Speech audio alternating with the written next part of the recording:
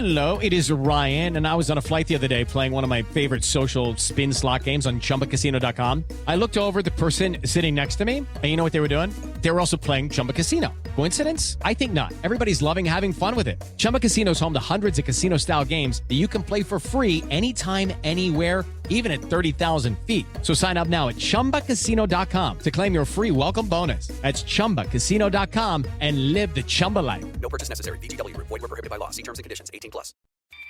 This is VOCM Open Line. Call 709-273-5211 or 1-888-590-8626. The views and opinions of this program are not necessarily those of this station. The biggest conversation in Newfoundland and Labrador starts now. Here's VOCM Open Line host Paddy Daly. Well, all right, and good morning to you. Thank you very much for tuning into the program. It's Wednesday, July the 31st. This is Open Line. I'm your host, Paddy Daly. David Williams, he's produced the program. If you're in the St. John's metro region, the number to dial to get in the queue and on the air, 709-273-5211. Elsewhere, it's toll-free long distance, 1-888-590-VOCM, which is 8626. So, as you know, I'm following along with the Paris Olympic Games. And of course, you heard Brian Madore in the VOCM newscast mention that this afternoon, 4:30 Island time, is a monumental opportunity for Canada's women's soccer team to overcome one of the dumbest scandals of all time, the drone spying scandal. You know, you probably can't even learn very much. And they were spying on New Zealand, likely the worst soccer team in the entire tournament. 3 coaches sent home, you know the deal. But the big problem for the players was being docked 6 points. So a couple of huge victories later. We get Colombia later this afternoon. Real chance to beat the Colombians. Number 9 ranked Canada versus number 22 ranked Colombia. Colombia may indeed be without their top scorer as well. Their captain got a red card in the last match for a really dangerous studs-up challenge. So maybe, just maybe, the Colombians won't have their full team out there. We got to win to advance into the quarterfinals. There is an appeal decision coming at some point before the match, we're told, but let's go, Canada. Beat Colombia, and away we go. Also on the women's side, on the pitch, amazing day for Canada's women's rugby sevens. Sevens is a pretty fast-paced game to watch, pretty enjoyable stuff, really short games as well. So to beat number 2 in the world, Australia, to make it to the gold medal match against New Zealand was a huge accomplishment. So we lose, come away with a silver medal, but we lost 19-12. We were up 12-7 at the half. And in the round-robin game against New Zealand, we got absolutely pulverized. So the Canadians really did very, very well yesterday. So congratulations to them. All right, a couple of very quick notes. One of the least famous, but one of the most accomplished athletes in the country is Damien Warner. Damien Warner is actually the defending gold medalist in the decathlon. It used to be the decathlon gold medalist was a huge superstar, athletically speaking. Damien Warner, kind of under the radar. He kicks off his defense of his gold medal. I think it's on the 2nd of August. But Damien Warner, follow along, give him a few positive vibes. Just like I sent along to, I don't cheer for the Americans, obviously. I don't cheer for the Canadians. But I think it's a great story to see Simone Biles come back after she gave up in the Tokyo Games because she had the twisties. She was vilified and attacked for having a mental concern, a mental illness. She put that above her athletics, and in this case, gymnastics. Maybe the greatest athlete of all time in the world of female gymnastics. She's standing down the 25-meter runway yesterday, looking at the vault where she had to walk away last time. She took it on, bang, and here she is leading her American team back to their team title and gold medal. She's also participating in 4 additional apparatus finals, and so congratulations, Simone Biles. I was really just mind-boggled just how vicious people were that she had a mental health concern. The twisties. If you lose where you are in the air coming off the vault or any other apparatus, the possibility to break your neck is pretty much right there in front of you. So anyway, congratulations to her, one of the very best of all times. Canada's team finished number 5, 5th overall. Best showing ever at the Olympics for our female gymnast. And a very quick note, on this date of 2012, Michael Phelps became the greatest medal winner in Olympic history as part of the winning American 4x200 meter freestyle relay team in Paris. It was his 19th Olympic medal, 15th overall gold. Of course, ended his career with 28 medals, most by a long shot of any Olympian. 23 gold, 3 silver, 2 bronze for Phelps. Okay, let's keep going. I don't know if anyone listening to the program this morning had any experience with the debacle that was facing passengers at St. John's International Airport this morning. So it's one thing to have a malfunction of equipment, and fair ball, it's going to happen, right? And in this case, it was the luggage belts. But the big problem was, for folks who were there, including some people who sent me notes, is that it's one thing to have to wait a little longer, and passengers have to actually dump their bag physically, as opposed to just put it on the belt and let the machinery do the work. But apparently, the confusion reigned supreme, no accommodations made for seniors on hand, no one providing guidance, but of course there's very few staff to accommodate all the passenger flow for these busy morning flights, but that's not great. And a couple of additional ones. I don't know where exactly this advice came from, but these were for passengers coming to the province, not as Newfoundlanders and Labradorians coming back for a visit, but people from elsewhere who were coming via Marine Atlantic, and apparently there was a problem with some customers being able to bring their travel trailer on board. So someone on site said, well, contact me, and they did, and apparently it's not a one-off either. So it was great news to see the 65% cost recovery model go by the wayside at Marine Atlantic, just more investment from the federal government, which is good.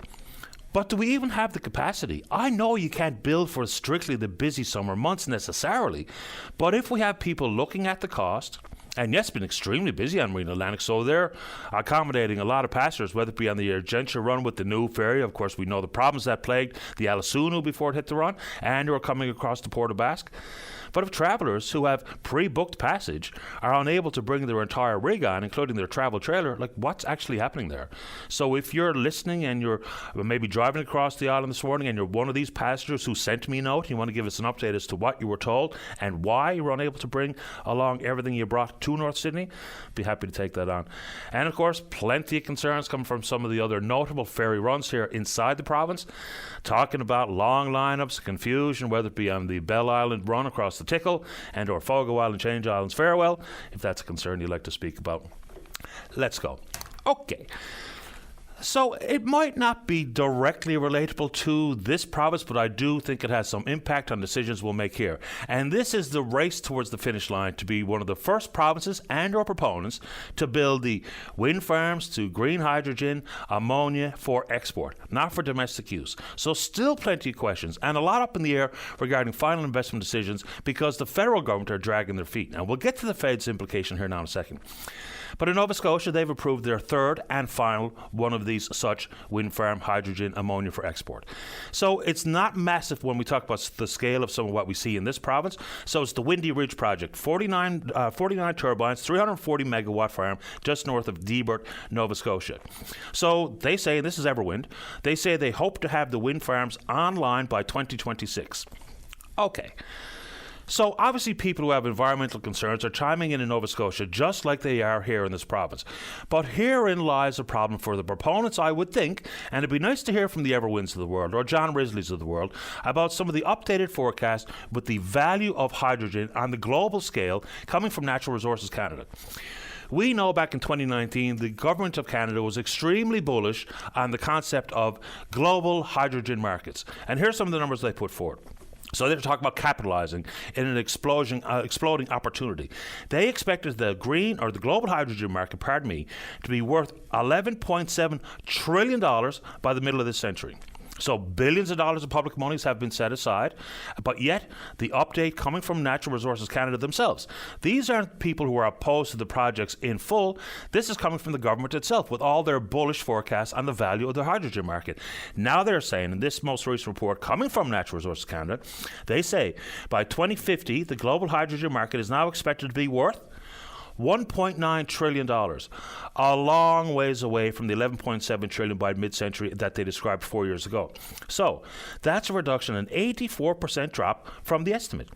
So the same ministry, using the same, I guess, back 4 years ago, looking at it through very much rose-colored lenses. So even if you're fully in and want to approve and want to see these wind projects and the green hydrogen and ammonia for export power, you think with the expansion of the tax base and the jobs that will create, whether it be construction or in the long term, fair enough, because there are people out there who absolutely support these projects in full and look at the hydrogen market as a real opportunity. But Natural Resources Canada has slashed their forecasted value by 84%. So here's a quote coming directly from the statement. As with any nascent industry, there's a degree of uncertainty, especially with long-term forecasts, as each forecast is based on a number of assumptions. They said that's Natural Resources Canada. The values provided in the reports are intended to give a sense of direction and a scale of potential opportunity for Canada when it comes to hydrogen. Okay, so even knowing this, the minister responsible currently is Jonathan Wilkinson. Just last week announced another $8.5 million for the hydrogen sector, going to Echo gas pipelines, New Wave Hydrogen, Aurora Hydrogen. But here's some of the complications where people may have a baked-in bias for one direction or another. Before Wilkinson entered politics, he was the CEO of clean tech companies. So he has a professional background and looking at the opportunities here. But his own department is kind of saying, hold on now. Now, some of the billions of dollars that have been set aside in the form of tax subsidies are only when some of these projects are operational. But if the government itself has seen a decline, whether it be the cars that are fueled by hydrogen cells, which has cratered when compared to other technologies that currently exist. So here we go. Here's some of the millions that have been announced. The federal government introduced a clean hydrogen investment tax credit worth $5.7 billion over 5 years, $1.5 billion clean fuels fund, and has provided hydrogen projects with over $300 million. And 2 of those are inside the Strategic Innovation Fund. So the 2 types of hydrogen we're talking about in this country are green and blue. And they all have different designated colors based on the fuel source to generate the hydrogen itself. Okay, Atlantic Canada, we focus in on the green hydrogen, and that's using, of course, wind power, which is, of course, the big wind farms, whether we talk on the Port-au-Port Peninsula or the Exploits Valley Group or Everwind or Pattern Energy, that's what they're doing. Blue, basically going to be used in Western Canada to use natural gas deposits to fuel their particular projects and ship to Asian markets versus European markets for Atlantic Canadians. So regardless of where you stand, and when we have these companies that are still sitting out there looking at the opportunity to raise capital, I can't imagine that this puts anything but a bit of a burr or a spur in their plans. If you're a traditional lender, and some of these forecasted values come from Goldman Sachs, one of the go-to traditional lenders out there that can indeed be built with the horsepower to finance some of these projects, but $11.7 trillion by 2050, now pushed back to $1.9 trillion. I wonder what that means for the projects here in this province. And of course, notably, the Minister of Energy is still Andrew Parsons, but the Environment Minister has gone from Bernie Davis now to Lisa Dempster. So I would like to know, governmentally speaking, and from the proponents, what this revised forecast looks like, because it seems to be a big deal to me. What do you think? And on that front, still proceeding with the quest for natural and critical minerals, the government has called for companies looking for expressions of interest in the Julian Lake iron ore deposit in Western Labrador. So they say there's some billion tons there, the range of iron ore, about 34%. That's what we know at this moment in time. So, yes, there can indeed still be opportunities here, because critical minerals will absolutely be a necessity inside the supply chain, and we can do better as a country and as a province on that front. But some of those hydrogen forecasts, I'd be curious to hear what people, especially if you're bullish on it. Because the opposition to, well, we've heard the questions, and fair enough, and we should get answers to all the questions being posed. But that is something else. All right, and if anyone wants to chime in on the 7% increase in power rates that will kick in tomorrow, of course, the PUB decided on 7 as opposed to the 9.3 being proposed by Newfoundland Power. And I know it's only one of the proposals, but that's something we can take on. Had a call yesterday from a fish harvester, Brenda Keats. Talk about the fact that inside the now newly established commercial northern cod fishery, and we can take it on from any angle based on decision making, and there's been lots of that, but we're happy to take more on. But it's the fact of the matter is that it's a competitive fishery. So the total allowable catch is at 18,000 tonne.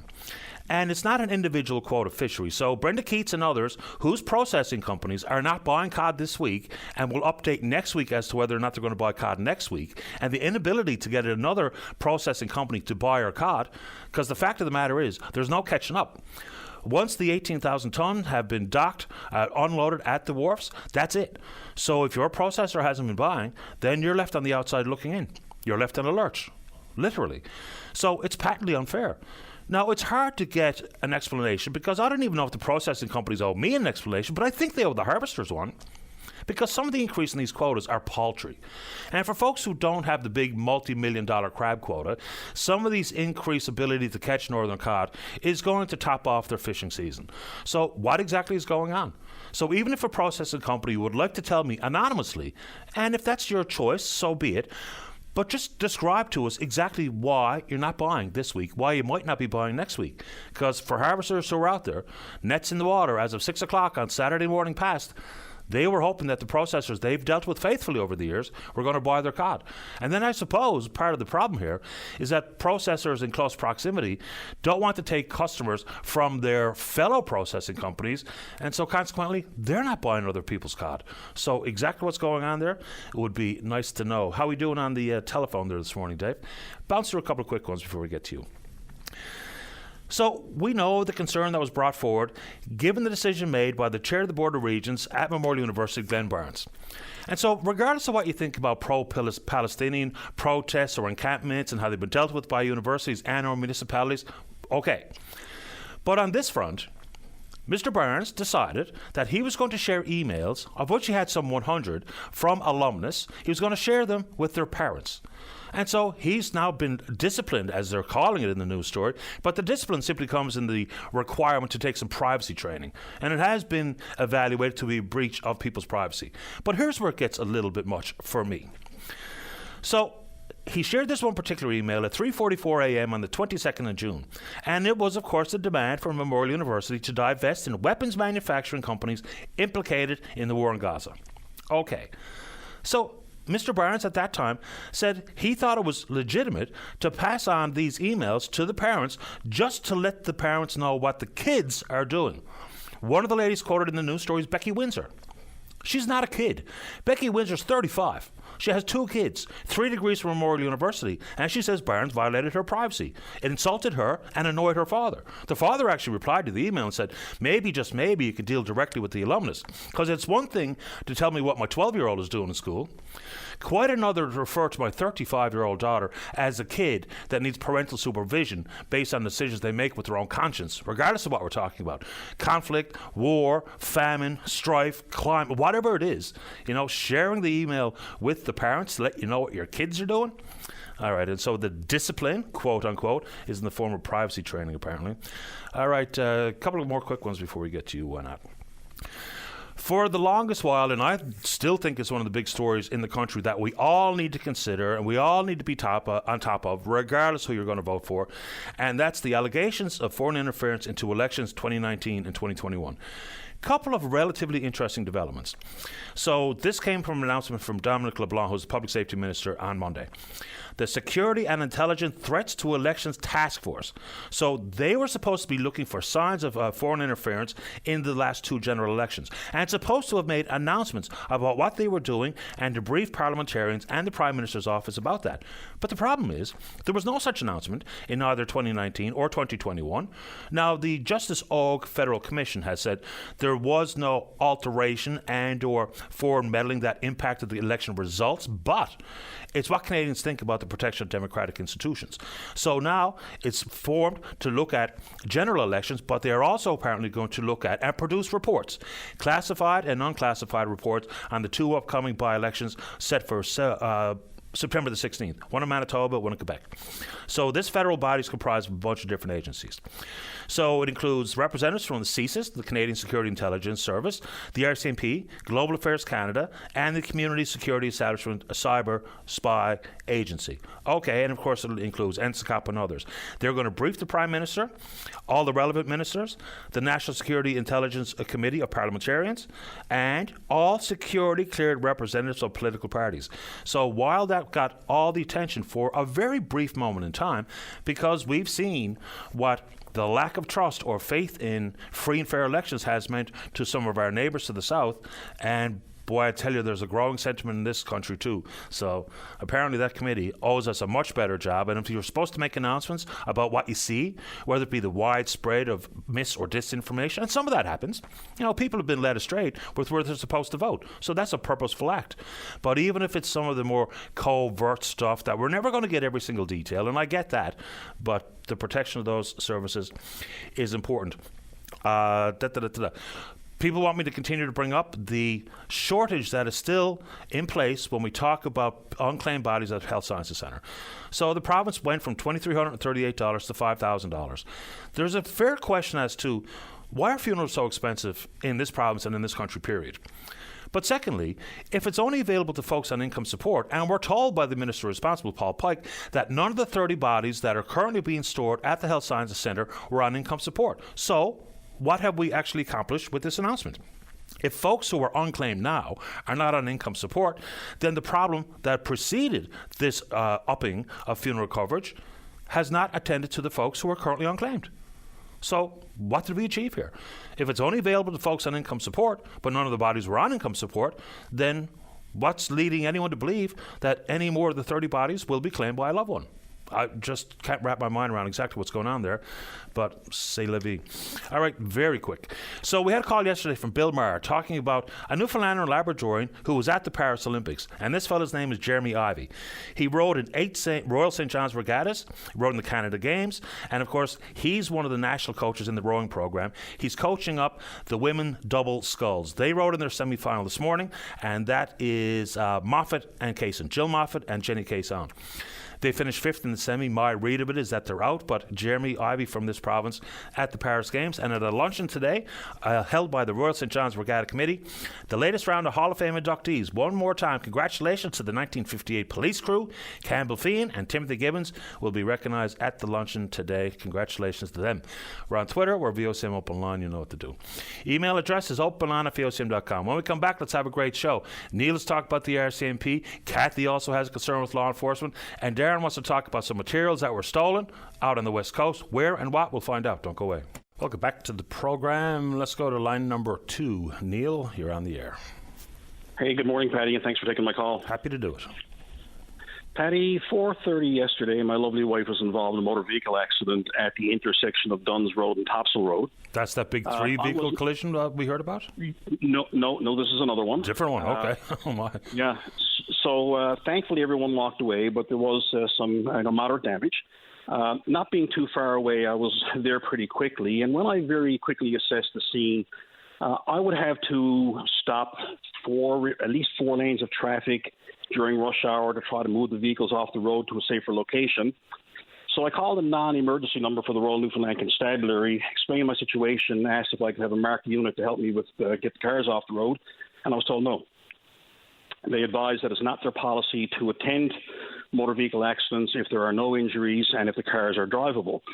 I advise that I understand all of that, but, I am not trained. I'm a civilian. I have no authority. And it's a pretty high-risk intersection based on history, and I was not comfortable in trying to take that on myself. And they basically said, no, we'd love to help you, but we won't. So got the cars off the road. When the dust settled, I asked to speak to a supervisor, and I did get a call back. And here's where my eyes were quite opened, and I'm a little bit shocked. The sergeant who I spoke with was quite informative and had a wonderful conversation. But he advised me that at any given time, there is at least 200 calls for non-emergency assistance to the Royal Newfoundland Constabulary. And he even went so far as to say, if you were to call us and say that somebody had threatened you with physical violence and was on the way to your house, he said that could take up to an hour and a half to get a police response. So not only am I a little shocked and dismayed when it comes to matters of public safety and me being a civilian trying to direct traffic when I'm not trained, that they were unable or ill-resourced to support me, the fact that there's that many calls for assistance, some of them quite important, that have to wait that long because the RNC is so under-resourced, I was gobsmacked. I was shocked. There's a lot to this. So, number one, knock on wood, I haven't been in a traffic accident in quite a long time, so I don't know what the parameters are for police to respond. But I seem to recall, at some point, if the guesstimate was about the dollar damage worth that was sustained during an accident, that maybe, just maybe, that was enough to trigger the RCMP or the RNC to respond. Now, with the issue regarding how staffed either one of the law enforcement agencies are, the RCMP, before the RNC expanded their coverage to the West Coast, which has now been finalised, we had more vacancies per capita than any RCMP detachments anywhere else in the country. So we had a huge problem. Even when the RNC expanded their geographical footprint, there was enough money in the most recent budget, I think, to hire 10 new officers, but they have increased their responsibilities exponentially. So we all think and see the same thing. I know the police are absolutely up to their eyeballs in calls, and that's why people who think, someone broke into my shed, that means I should see a cop in a half hour. When, of course, there could be 100 much more more serious, quote-unquote, serious issues that they're trying to deal with. But it feels like they're under-resourced. As much as we can talk about, nothing slows you down quite like seeing a police cruiser, but we seldom see them on the highways or the byways, regardless of which law enforcement agency is responsible. It does feel like they're understaffed. And at the exact same time, we saw numbers from Stats Canada. Just forget traffic incidents or collisions for a second. We see the violent stats numbers. They're real. And not to make people afraid, but those are the numbers that we have to consider. And yet, it really feels like we're understaffed on both fronts in law enforcement. And Paddy, all of that is very true and very valid. And the sergeant I spoke with yesterday advised that, he said there was a time then we would respond to every traffic accident that we could. He said we just don't have the resources. And to take this one step further, if the damages are in excess of $2,000, your insurance company requests a police file number.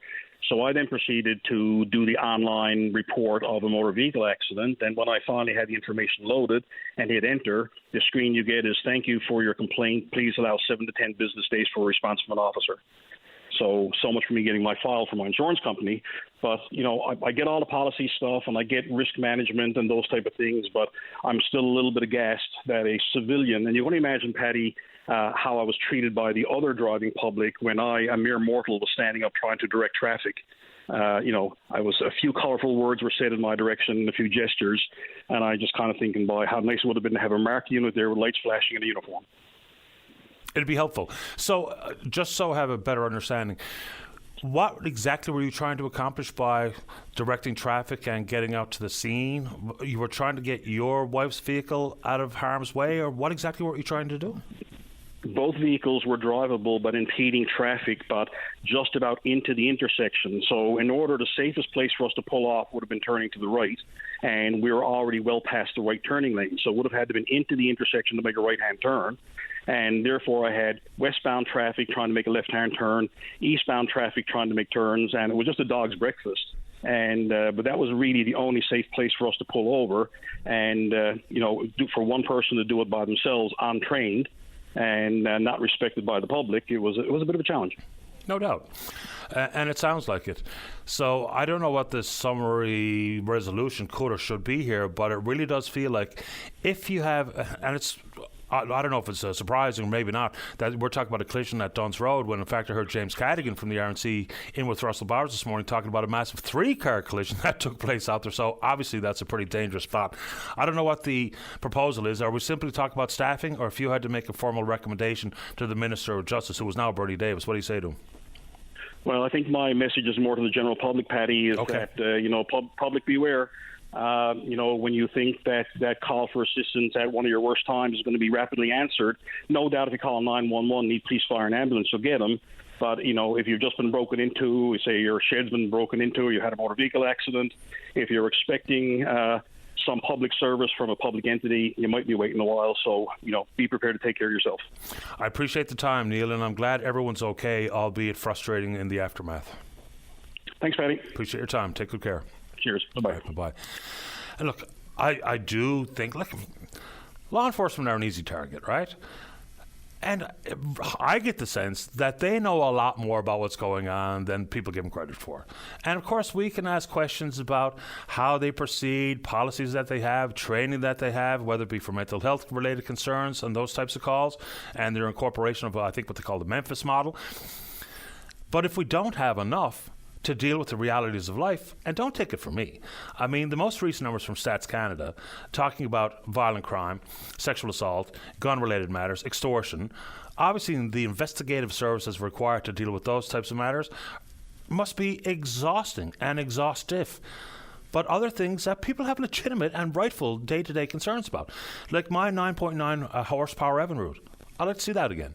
Whether you had your home or your house or your car broken into, or a so-called minor issue inside your own neighborhood. Of course, the police are going to have to do something to prioritize the severity of calls and how they respond and when they respond to all of these types of calls, but it does give the feeling, too many, that we probably just don't have the staff to keep up with the frequency and the flow of calls, or the volume of calls. Let's take a break. Don't go away. Welcome back to the show. Let's go. Line number 3. Darren, you're on the air. Morning, Paddy. How are you? That's kind. How about you? Not bad, Patty. Sometime, Patty, I operate a roofing company on the West Coast. I've been around for 40-plus years, and very little material stolen off of job sites and that, but I started the job in Deer Lake on Hellwood Elementary 2 weeks ago. I unloaded some material there on the 17th or the 18th of July, and I was 4 or 5 days before I got back there due to the weather and the weekend or whatever. And when I went back Tuesday morning, I had a significant amount of material that was stolen, which is valued at over $10,000, right?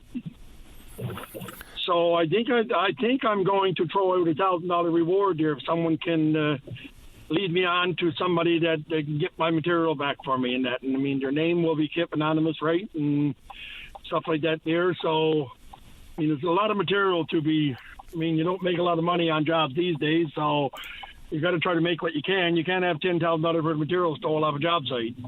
Obviously not. And this is not pointing a finger of blame at the victim, but when you drop off materials like that, how do you attempt to secure it, because knowing you might not be able to return for 4 or 5 days? Well, there's no such thing as securing it, Patty. It comes in on a pallet and covered over with the plastic that comes from the manufacturer. Simple and that, right? I mean, it's a pallet of rolls, like it's 32 rolls on a pallet, and each pallet weighs about probably 100 pound in a roll. So each pallet weighs 3,200 pound, and I mean they had to almost bomb those rolls one by one in the back of their truck and that, and take them away and come back and get another one, because a pickup would only take one pallet of those rolls, 3,200 pounds. So they spend a bit of time taking them away. I mean, it's just not room enough on the roof. I know I did put some of my material on the roof with a boom truck, but it's just not. This is the last material that I was going to use for the project. It's called the cap sheet membrane, Torchon cap sheet membrane, and it would have been the last product that I would have used to finish up my job in 2 or 3 weeks' time, right? So I sort of lifted down on the lawn on the front. I mean, access to all the public there to look at it and see it, and there's some neighborhood there. I mean, there's a residential neighborhood around there, and so people were pretty brave to back in there with a pickup and throw those rolls aboard and walk away with them, right? I mean, so I mean, I just like to find out that if I can get my material back, I mean, it would be a big asset to my job there, right? Well, I mean, the bloody nuisances are everywhere, and $1,000 is a pretty attractive number to be putting out there, and guaranteed somebody saw something, or maybe someone in the social circles of these thieves, the $1,000 might be enough for them to turn on their pals. I mean, they can contact the RCMP in Deer Lake. I've contacted them, and or they can look. I mean, I don't care. I mean, I don't care where we say it. My name is Darren Park. I operate Island Roofing. We've been in business for 43 years. They can look on my Facebook page and see what the material looks like. And like I said, if I can find out who got it, and someone can lead me on to the right direction and get my material back, I would have to get my material back. I definitely would throw them $1,000. Well, I certainly hope you get it back, because as you say, the margins of profit on these types of jobs don't allow for loss of 10 grand. I really hope you get it back, Darren. Absolutely, Patty. Thanks for your time. You have a great day. The very same to you. Take care. Bye-bye. So if you know about the stolen materials, $1,000. That might be just enough to see someone come forward and reunite the actual rightful owners with $10,000 of missing material, or stolen material, I should say. Let's keep rolling here. Let's go to line number 4. Charlie, you're on the air. Good morning, Patty. Good morning to you. Patty, your information on green hydrogen ammonia was, I thought, very alarming this morning. You mentioned that the projection they had was trillions, and now it's down 84%. I don't see how they can project accurately anyway. Well, they can't, but they admit as much, though, Charlie. They say these types of forecasts come with a variety of and certain degrees of uncertainty as a nascent industry in its infancy. So they admit that part pretty much out loud. It's so dramatic from what they said. I think what it shows, the business plan for this project is very weak. We don't know if at the end, if the consumer is willing to pay what we have to ask to make a profit. We don't really know if people are going to invest in this kind of thing, and certainly with information like this, that would discourage investors. So it seems to me that this project has it's up in the air for what the province is committing in the way of land use and so on. Does it strike you that it seems to be a lot of unanswered questions and a lot of maybes and ifs? Well, I think there's maybe not quite the absence of answers possibly on the environmental front, but on the business front, 100%. So I'd even go a step further, or maybe a step backwards, and talking about the end price point for the consumer. And of course, don't take it from me, take it from the Germans. They set aside $1.2 billion, 1.2 billion euro to help subsidize the end price point of green hydrogen. So that's one thing. And regardless of the end price point and whether or not they're going to be able to satisfy contracts, like World Energy GH2 has pretty much said they're only going to entertain 10-year contracts. And that makes a lot of sense to me when we talk about eliminating as much uncertainty as possible. But I think the biggest complication here is that when some of the numbers and some of the forecasts come from some of the biggest lenders on the face of the earth, and the government department involved, who was absolutely quite bullish on this, I wonder what it looks like, the ability to raise the capital. Because if 4 years ago it was $11.7 trillion forecast by mid-century, now just some 4 years later, back to under $2 trillion by mid-century, even still acknowledging some of the uncertainties, uncertainty is not the lender's best friend. So I think that this poses a major league problem for the John Risleys, the Everwinds, the Patterns of the world. Now, they're all created a little bit different with the size and scope and scale and horsepower behind the companies, but I don't know if the lenders like the look of this, and I can't speak to it with any sense of authority, but the numbers are what they are. Well, two other factors. By the time this comes to fruition, that they can sell it, who's to say that there won't be cheaper and cleaner sources for Germany and wherever else it's supposed to be shipped? And the other factor is the cost of material for these wind, turbines? The wind turbines. That's gone up enormously from what I've been reading, right? So you've got two factors there. What would you say about those two? Well, I think they're all directly connected, to be honest with you, because whether it be the price of materials to build the turbines themselves, and I still think there's some maybe unknowns about end of life for some turbines. I think some people believe that they are simply all going to be buried when the move towards some, the reusing of the composites inside the blades themselves and all the steel required, which can absolutely be repurposed, and the generator and all the rest of it. So I don't know if we can separate any of these cost concerns from one another, because they all lead into the exact same conversation, or end conversation, is how much capital required, what's the return on investment, and how can it be satisfied without government money? And the short answer to that is it can't. Well, it's starting to get a muskrat smell, even more so than when the idea was advanced in the first place. Anyway, leave it at that. I guess we'll wait and see. I'd like to know who the hell is going to invest in this in the end. And certainly John Risley is not going to put up his hundreds of millions or whatever. There was a story on Rachel Maddow that I thought would bear repeating regarding rich people and stupidity. There was a guy by the name of Tim Mellon. He's the inheritor of a fortune there from his father, and they were going to look for the Amelia Earhart remains. I think they had some idea of where it might be. I think they found it, haven't they? Or they think they have. I'm not sure about that. There was pictures taken, but anyway, won't dwell on that one. But anyway, this guy Tim Mellon said, "I'd like to come along with you, and I'll give you $1 million." So they weren't going to turn down $1 million because the expedition is always after money. So the guy goes there, and they didn't have much success at this site. I guess it was a site where they took pictures earlier.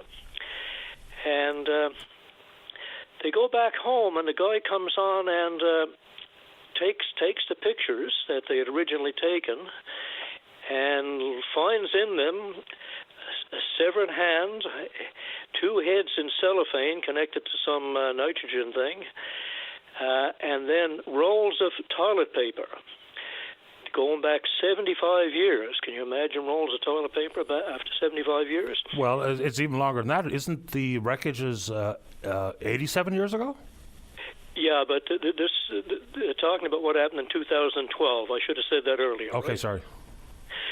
Anyway, this guy gets on the forum and he's promoting this, and they eventually had to ask him to leave because they were associated with this forum too, and then he sued them for $1 million.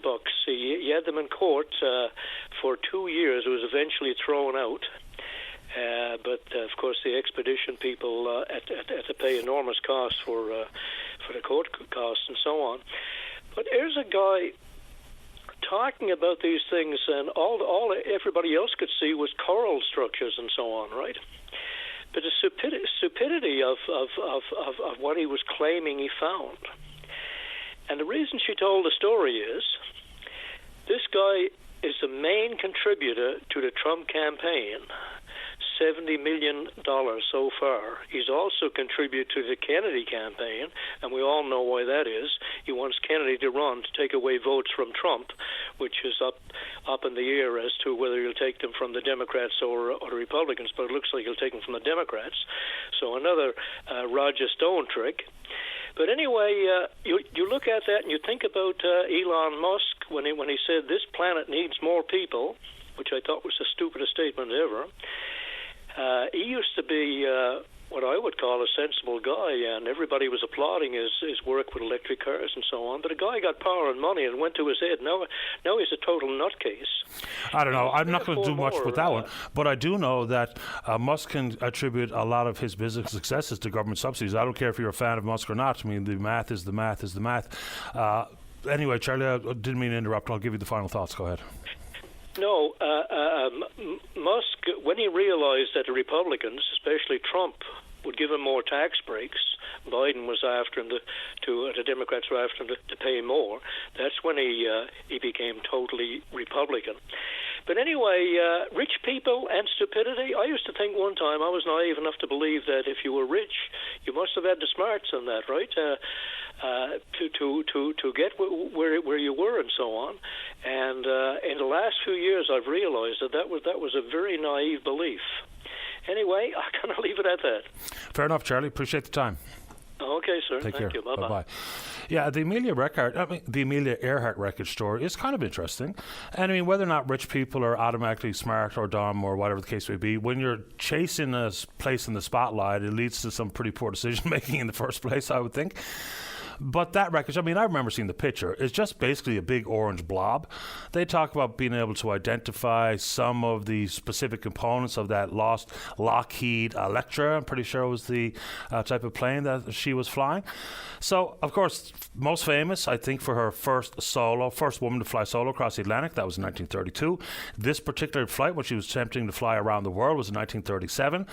They've apparently, I'll have to bring up the news story to be certain, but they've identified a relatively small, when we talk about the size of the country of the world's oceans, a relatively small part of the Central Pacific Ocean where they think it's quite likely that the plane had gone down.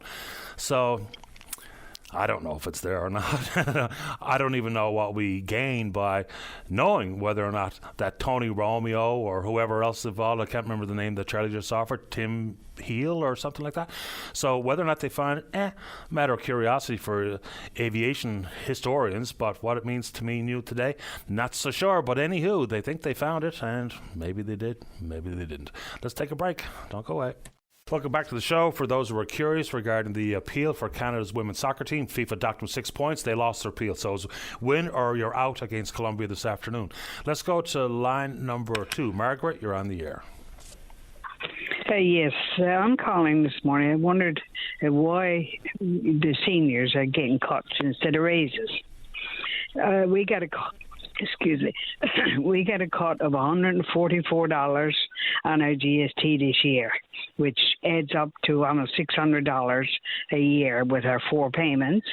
And yesterday, when we checked our old age security, we got a cut of $11 each.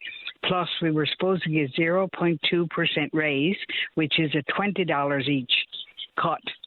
Would be at $40 a month less on our check. So it adds up to over $1,000 a year we're being cut. It's a good question as to why. And I've tried to figure this out because we had a call on it whenever it was before I went on holidays. And I can't get any really clear answer, but I do know that if people have an adjusted family income, net income of $35,000, GST was reduced by 2%. Old age security, I cannot get a response as to what exactly is going on, because the numbers that the Department of Finance have given me at this point, they're talking about, of course, and it's based on your income, but the maximum amount for old age security is $713 and X number of cents per month. And it adds up to about $8,560 over the course of a year. If you're over 75, of course, you get the 10% bump. But I cannot get an answer as to why people are seeing less on their checks. I just do not know. No, I mean, $1,000 a year, that's 2 months oil, right? Yes, ma'am. It's a big cut. Yeah. Dave, can we, one more time, whether it be any federal member of Parliament, especially a Liberal member, can they come on and give us a clear explanation as to what's going on here? Because I wish I could answer Margaret's question and others who are sending me emails in particular, asking me why they're getting less, and I don't know. No. Someone from the government should get on and explain it to us. I know it's taxes, but we paid our taxes all our year. Why do we have to pay taxes on a bit of pension? They're telling us then we should be staying in our own home, and they're going to try to do everything they can for us to stay in our own home, but I mean, they're turning us away. Yeah, all CPP benefits and pensions are all taxable. You're right. It's all taxable, yeah. Okay, sir. Margaret, let me try to get some answers, and I'll dig into that today, because I guarantee I have 100 emails on top of the calls we've been getting. People showing me their checks, and comparing them to last year, and I don't have an answer, but I wish I did, and I'm going to try to get one. Yeah, okay, sir. Thank you, Margaret. Thank you very much. You're welcome. Bye. All right, bye-bye. Yeah, so I mean, plenty of people are experiencing the exact same thing with the reduced amount. I do know the GST credit, 2% reduction for the net family incomes, 35 grand or less. So anyway, there's still consternation out there when the federal government, and this was simply based on math, is when there was an increase, a 10% bump given to folks 75 years of age and older. When if you're 67 or 77 and you go to the grocery store and you're on a fixed income, they don't charge a different amount for a loaf of bread and a stick of butter and a carton of milk, right? So that is basically to reduce the numbers of people that will be able to avail of the 10% bump over the age of 75. The federal government tells us stuff like when you age, of course, comes with a different set of expenses and or circumstances. Yeah, fair enough, but it's not to say that someone who's 67 doesn't have the exact same lot in life, financially speaking, as someone who's 77, so that was always a bit empty. Let's keep rolling here. Line number 1. Dave, you're on the air. Yes, good morning, Pat. It's just a traffic update. Okay. I'm heading east on the Outer Ring Road, and it's gridlocked just as you turn off from the Pippi Park turnoff. It's backed up as far as I can see going east, both lanes, snail pace. And what the cause of that is, we don't know. If someone in the newsroom, see if they can chase that down. But obviously, if you can avoid that stretch and you don't want to be in a snail's pace backlog of traffic, stay away. It's backed up as far as I can see here, so it's probably turn off like in the Goodyear Highway or something like that and avoid it. Fair enough. So when it becomes congested like that on the Outer Ring Road, depending on what's up in front that's stalling the traffic, it could take a while. So, folks, if you want to spare yourself the frustration, don't take the Outer Ring Road now. Okay, buddy. Appreciate it, Dave. Thanks, buddy. Bye. All the best. Okay, let's keep rolling. All right, so, yeah, the Olympics are on the go. Sure, important to some, but how about this? The 16th annual World Cup of Tiddly out in the town of Carbonear. Joins on line number 5 is Judy Cameron. Good morning, Judy. You're on the air. Hi, Patty. It is actually the 15th, but in actual fact, it is the 18th because last year got cancelled due to the weather, and then we lost 2 years with the pandemic. And I don't know why I knew that in 2022 it was the 14th annual, and I didn't realize or I forgot that it was cancelled last year. But anyway, here comes the World Cup of Tiddly regardless. It does come, and it's a part of Carbonear Days weekend, and it's this Sunday, 2 o'clock at the Recreation Complex in Carbonear. And I just want to bring attention to one more thing that's happening. There's a big book sale on Saturday, August the 3rd, down at the Princess Sheila building next to Honda Town. And we'd love to see people coming to both events. The Tiddly is on the 4th, and the book sale is on the 3rd. So for folks who don't know, am I right in saying that it was just a couple of years ago that there was an actual ladies division established? Oh, we have both ladies and men's teams, Right. and we started off with men's teams, but we've had the ladies teams now for about 14 years, and they are pretty good and pretty competitive, and the most argumentative. I'm not going to touch that one at all. Everybody says, no, let me referee the men's teams. I don't want to referee the women's teams. Judy, I know a little bit about it given our conversations over the years, but describe Yes. a game of Tiddly to folks who have never seen it in action. Okay, this is an abbreviated version. It's got three parts to it. It's got the bat off, the hook off, and the tiddly. The bat off is where you just bat the stick out, and if somebody catches it, you're out. And if they don't catch it, then you lay your stick across the bricks, and somebody tries to knock that off. The hook off, you have the stick sitting across the bricks, and you hook it off, and if anybody catches it, again, you're out. The tiddly is the hardest part, where you're resting the stick, the short stick, up against the brick so that it's perpendicular, sort of, and then you hit it so that it spins up in the air, and then you hit it out with your long stick. And that's the hardest part. We give everybody 3 chances with that one. And if you lose, is that the shag off? If you lose, 3 people lose, your team is out, and the outfield comes in. So when do Now, Carbonara Days start? historically- Give us the dates Pardon? one more time. Pardon? Give us the dates one more time so people who want to Oh, be... the dates, okay, for the Tiddly tournament, it's August the 4th, 2 o'clock, and for the book sale, it's August the 3rd, 10 to 4. Terrific. And just for my own amusement and the enjoyment of the listeners, I did look up World Cup of Tiddly while we were waiting to speak with you this morning, Judy, and I just want to read off some of the team names that have been associated with the event. Okay, here we go. It's fantastic stuff.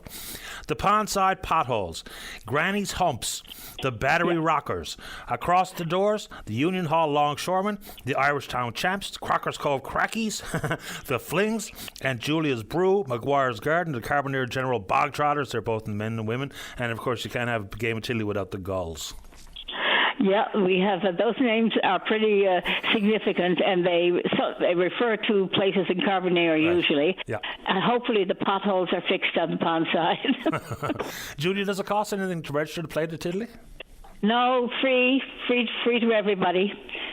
We start off with the Ode to Newfoundland. We have some, child from the area singing the ode, and we usually have the MHA and the mayor giving out the trophies, and anybody can play. Now the age thing is, I think it's 14 and over, and we are getting some younger people playing it these days. And I love that you call it the World Cup. That's maybe my favourite part about it. I know, it's a little puff it up, isn't it? I love it all to bits. So who are the defending champions on both sides? Yeah, we do have men's and women's champions. And who are they and from then last their year? pictures go on the poster for the next year. Of course, a little bit of glamour to go with the victory. Oh, yeah, bragging rights, if nothing else. Judy, I'm pleased you made time for the show. Knock 'em dead at the tournament, and thanks for the call. Okay, that's great. We're just hoping the weather holds out. Yeah, me too. Thank you. You're welcome, Judy. Bye. All right, bye-bye. Bye. Game of Tiddly, I do remember, and of course, congratulations to all the past champions. World champions in the World Cup of Tiddly. I remember Jerome Kennedy won it there one year, not that long ago too, which was kind of cool. All right, let's take a break. When we come back, the topic is entirely up to you. Pick up the phone, get in the queue to speak with David, and off we go. Don't go away. Welcome back to the show. Let's go to line number 1. Kathy, you're on the air. Good day, sir. I'm just coming back on some results of my brother's dispute. We've been trying to get a statement made. What has happened? We have no statement made. We don't. They won't tell us how long he has. Kathy, I kind of know what we're talking about. For folks who did not hear your call some weeks back, exactly what's happening. What's the beginning circumstance? Okay. My brother is being tormented, tortured. His property been destroyed by the neighbor next door to him. Apparently now, it's been going on for over 2 years. The police haven't done one thing. They came up, just looked around, they would leave. Whatever this gentleman is doing, they did not stop it. The ambulance that had been hauled. Now we are trying to get a statement put in. We are in Millsport, and the police officer from Grand Falls is giving us a runaround. We've been there trying to get a statement, and what we don't want is any of the police that has been involved in this confrontation of these two gentlemen. We've been trying to get somebody that don't know much about it. I've been talking to the police officer, one. All he done was laughed at me, putting my brother down. I decided to take a drive down to the police station, which I did. I confronted the officer, and I said, do you think it's very funny that man got a mental, issues, and he's torturing another person next door to him? All he done, sir, was laughed in my face. I did tell him to remove the smile. Now, today, we went to the police. No, yesterday, we made an appointment for today to be in to the police station. I clearly told them that we don't want any police officer that was involved in the confrontation. So we waited for the police officers to come back into the police station at 8 o'clock this morning. We were there long before 8. The police officer got out, and we were talking there for a few minutes. But Ian, that police officer, was also involved in the confrontation of these two men. So, if I remember correctly, didn't some of the torment include the fella saying that he's going to burn down his house with your brother in it? He threatened to burn his house down. The police is all they're doing. They're just laughing at us, sir. They're very rude. They're ignorant. I even asked this young one, I said, can you please tell me your oath? Everybody, like a doctor has a oath. The police officer has an oath, right? I was so upset. I said, you tell me your oath, sir, for you to be wearing that suit. He looked at me and he said, no. I said, why can't you tell me? He said, you look it up, he said. And with the grin on his face, the rudest little boy, that's all I can call him. And I said, you will tell me what your oath is, because I want to hear what you have learned into the academy, right? And all he done was laughed at me. I don't know what the hesitation would be to take a statement about what seems to be an ongoing 2-year-long altercation between neighbors. And when this gentleman, as people are new listening, this gentleman, threatened to burn in a house with you in it. My brother, people, had to go and sleep in his boat, because he couldn't go to sleep in his house, people, because he was afraid that he was going to be burned to death. It's a strange and scary story. I was listening to the gentleman about the police there in St. John's area about the accident. Mm-hmm. We're not short. We need good police officers, sir. I will say that I've never had so much disrespect. I never had anybody laugh in my face and actually did get away with it, because I left and I told him, you better not be back to this police station. I don't want to see you. You cannot take Chris's statement.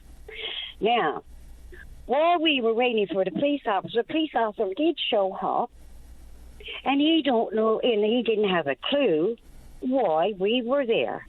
He didn't know that we were supposed to be coming to make statements. That's what he said. So he went on he went on back into the office. We stayed there for a little bit discussing, like, Chris is not, trusting the ones that were involved. And this is why we're asking we need a media. You know, we need somebody that's not going to laugh in our face. They're not going to be there telling us to look up stuff and not telling us. Look, when I go to a police station and I ask you a question, I expect an answer. If I go to see my doctor, which is a beautiful doctor, if I ask him a question, I expect him to give me an answer, sir. But all we're getting here is laughed in the face, right in front of my face, and he wearing that uniform. He cannot even quote. They cannot quote what they have learned in the police stations or into the academy. Also, I love to know. I would even love to be able to go there and see what they are learning in this academy, because there is, to me, they have no sense, no intelligence of anybody who has a mental issue. The police enforced Chris trying to get in the ambulance when he was there for the other person.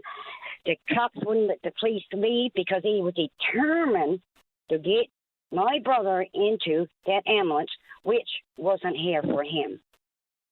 It haven't stopped, sir. And the police station here in Grand Falls, Gander, he comes out here, he sits under house, and that's all they do.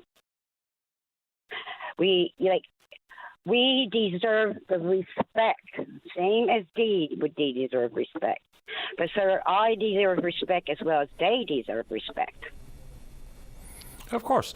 I mean, and if someone has gone to the lengths to say, I am going to burn down your house with you in it, I mean, you think that would be, in and of itself, regardless of anything else that happened over the last 2 years, you think that would be enough for someone to come out and take a statement and to speak to the person who uttered that particular threat? Like, I'm just at a bit of a loss as to why it is the way it is. Well, especially, we're making an effort. And, they won't tell us, and they will not tell us how long that Chris has. Is it a month, 2 months, a year, 3 years? How long do we have to make this statement? Because they're doing everything, I think. Now, I'm going to use my own thinking here on this one. I don't think he wants him to make the statement, sir. Because tired. I'm tired of talking to those uneducated individuals. Yeah, I don't know what the motivation would be. I don't know what. Well, I can't say much online, right? But do anybody know how long do we have? Like, we don't know if he only got another day left. Is he doing this until because he won't be able to get his statement in? Like, I've been at it, and I've been telling them over and over again, they can't have a police officer that is being involved because of the things that they have done. His house been shot at. He never ever done anything about that. His mailbox was sawed down and threatened. Like, all through these years, they haven't done nothing. Okay. Nothing. Without getting into the specifics, so basically you have want to file a formal complaint with the Civilian Review and Complaints Commission. Have you done that, as opposed to simply trying to fight upstream with the one detachment that you're talking about? Well, that handsome man that you had their hands on the phone, that little cutie thing, he gave me the numbers.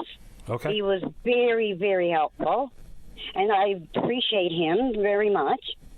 And but what we're afraid of in the next couple of days, he might be ran out of time. I don't know what a time frame limit might be on this type of issue, but it seems to be ongoing. So I don't imagine that. I don't imagine the timeline has run out. If it hasn't stopped, then of course the issue itself has not come to a conclusion. So consequently, it's hard to put a drop-dead time on it. Kathy, I'll give you the final thoughts, but I really would file a formal complaint if you think that's the right thing to do, because maybe, just maybe, you'll get a fresh set of eyeballs on this. I hope so, sir, because it's hard. And, you know, my parents are still alive, God bless them, up in the 80s. Like, come on, people. People, there's a lot of people out there is dealing with mental issues. Yeah, of course. And everybody is different. Everybody reacts different. But everybody got a chance and deserves to get this help. And I'm crying out for this boy to get this help. I'm serious. Like, I'm crying out for this boy to get help. And if we got police officers that don't know much about mental issues about other people, there is several mental issues, sir. They should, I don't know if they learned it. I don't know if they even taught it to them. I don't know. I would imagine they did. To get through the academy is a pretty extensive course of training. Whether or not that training takes and they operate as they were trained to behave is another question. Kathy, I do have to go, but would you like to say anything else quickly? Yes, I would. We're going to try again tomorrow. I will be phoning again tomorrow at police station. Plus, I'm going to be doing what you guys done. Should I still go to police station, or should I just go on ahead and just do the calls and get on and make the complaint? Yeah, I'd file the complaint first, to be honest. Okay, and then when I get the reaction back to them, I'll see what it's all about. Yep. And I shall. I also like to say to your listeners, if any is do pray or think about two of them, and I hope that something happens really good for him. And God bless. And I thank you for your time. Appreciate yours, Kathy. Thank you. Okay. Take care. Bye-bye. Bye-bye. You too. Bye-bye. Yeah, I mean, and sometimes people run into roadblocks and just more frustration when you go to file a complaint. But if indeed you have one filed and in your back pocket before you re-engage with whatever officer or whatever detachment, that might be a starting point of some hopeful resolution here. Let's see here. Today's a good day to get on the show. If you're in and around town, 709-273-5211. Elsewhere, it's toll-free long distance, 1-888-590-VOCM, which is 8626. We're taking a break and then we're coming back. Welcome back to the show. So let me just click this open. Apparently, when we're talking about Canada at the Rugby Sevens, apparently we had a Newfoundland Labrador connection to the silver medalist over at the Paris Olympics, Asia Hogan Rochester. Her grandfather, Johnny Hogan, from Northern Bay, Conception Bay North. So apparently we do have a connection, which is interesting. This is something that I heard Brian Major speak to on the VOCM newscast, and it's an issue that's kind of gone under the radar, but I think it's going to add to what is going to be a relatively brutal federal campaign, yet to be determined, is that the House of Commons is actually expanding the number of seats as of May of this year from 338 to 343. Now, there was a pretty big controversy, specifically in the province of Quebec, and woe is me, when there was an examination done under the Fair Representation Act, and that got royal assent back in 2022, sometime in the summer, there was a thought that Quebec was going to lose a seat under the redistribution. It does have an impact on this province, but most significantly, when we add those additional, 38, 5 seats, 1 riding in Ontario, 3 in Alberta, and 1 seat in British Columbia. I'll leave it up to you to determine whether or not you think that's good or bad to the current minority parliament or what. But as of May this year, that number has expanded. Now, 3 seats are going to remain vacant until the next pending general election, yet to be dropped. What that means in this province is not the loss or addition of a seat, but it's the reconfiguration of the federal riding boundaries. And you've heard it referenced, because now what was St. John's South Mount Pearl, or St. John's Mount Pearl, is going to be Cape Spear. So here's some of the implications there. But none of these changes take place, which adds to the confusion, until the writ is dropped and the election is called. So as of now, your current configuration, your current member, and the number of your federal riding remains the same until, as mentioned, they drop the writ. So St. John's South Mount Pearl will indeed become Cape Spear. And of course, the incumbent there, Minister Seamus O'Regan, apparently is not running. That happened while I was away, and I'm sure that stirred some conversation. It must have. But Seamus O'Regan not running again. Couple of other changes with no meaningful boundary change. Out in the federal riding, the federal riding held by Clifford Small, it's Coast Bay Central Notre Dame, is now going to be known as Central Newfoundland. Bit of a boring name compared to a fairly dazzling name with Coast Bay Central Notre Dame. The other current riding that's going to see an adjustment is what they call today Bonavista, Bureau, and Trinity.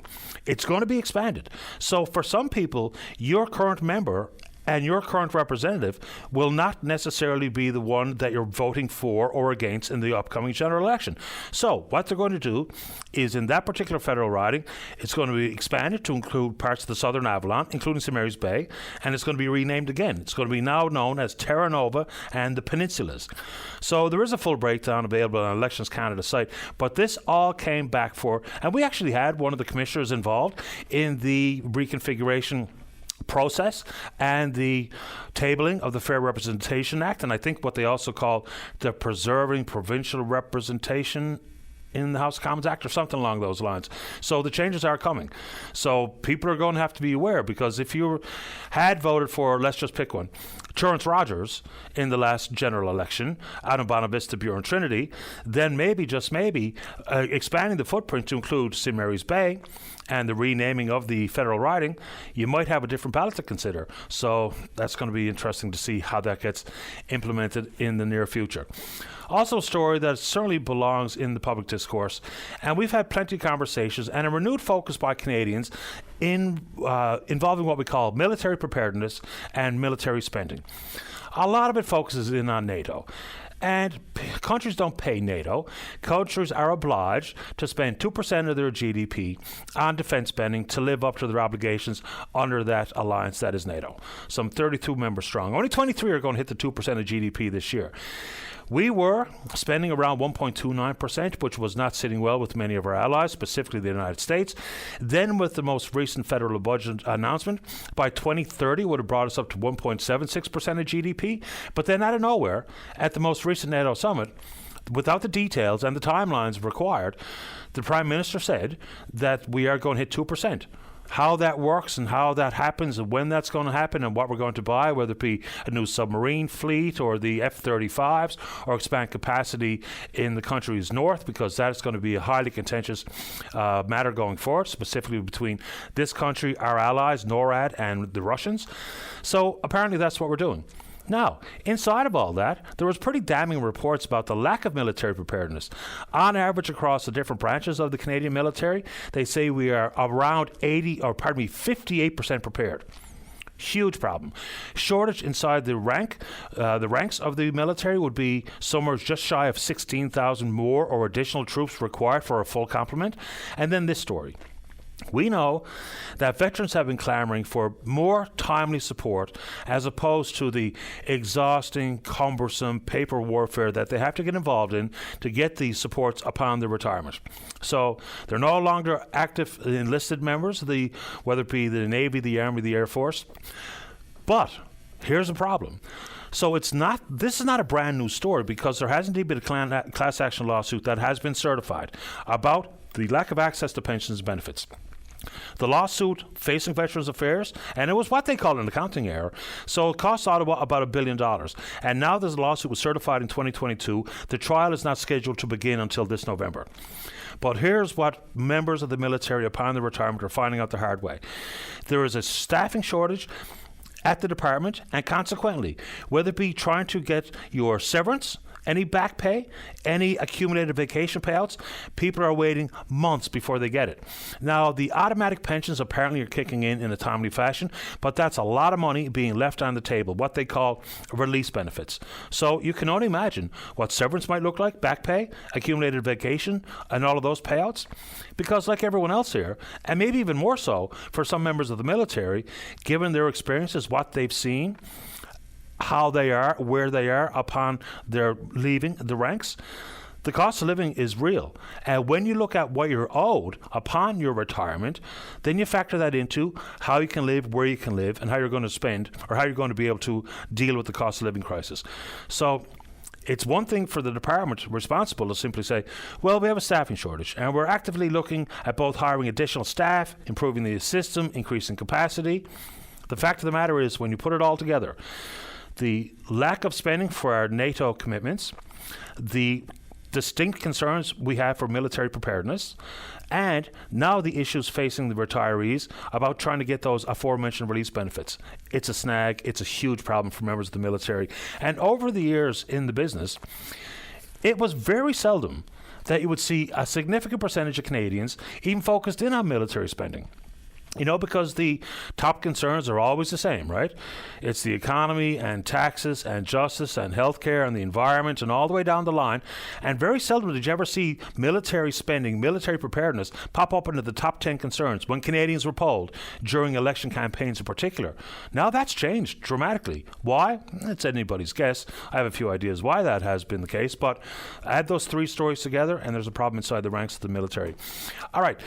I made a mention about the increased funeral benefits that apparently has confused some. So for almost 2 decades, the number remained unchanged. For folks on income support, you could go to the province for $2,338 in cost coverage for the funeral, whether it be a burial or a cremation. The province just recently, as announced by Minister Paul Pike, is that number is now $5,000. Okay, still hard to understand exactly who's going to be able to avail of the maximum amount of $5,000. And yes, the CPP death benefit is still at $2,500. There is a lengthy process to go through to get either or. But here's the problem. If, when initially reported, there were some 28 bodies in these freezer units, and now we're told the updated number is 30. But this increased funeral benefit is only for folks on income support. At the exact same time, we're told by the minister that none of the 30 bodies are on income support or were on income support and now lie in these freezer units in a underground garage of the health sciences. So here's the question that I asked, and I didn't think it was confusing, but here it is basically. If we increase the amount of money for people to claim their loved ones, but none of them are on income support, then what have we actually changed? What has been solved? Because if people who have their loved ones currently unclaimed, there's no additional support, because this was all for folks on income support, but none of the 30 were on this particular social program. So what has actually changed insofar as people's ability or want to claim one of the 30 or any of the 30 that are currently in these freezer units? A remarkable story. Because, at first blush, it kind of felt like, maybe some forward steps are being taken here. But if nobody currently there qualifies for the money, then what's changed? From where I sit, maybe I'm missing something, but it feels like nothing has been changed. All right, let's take a break. When we come back, plenty of show left for you to talk about whatever's on your mind. Don't go away.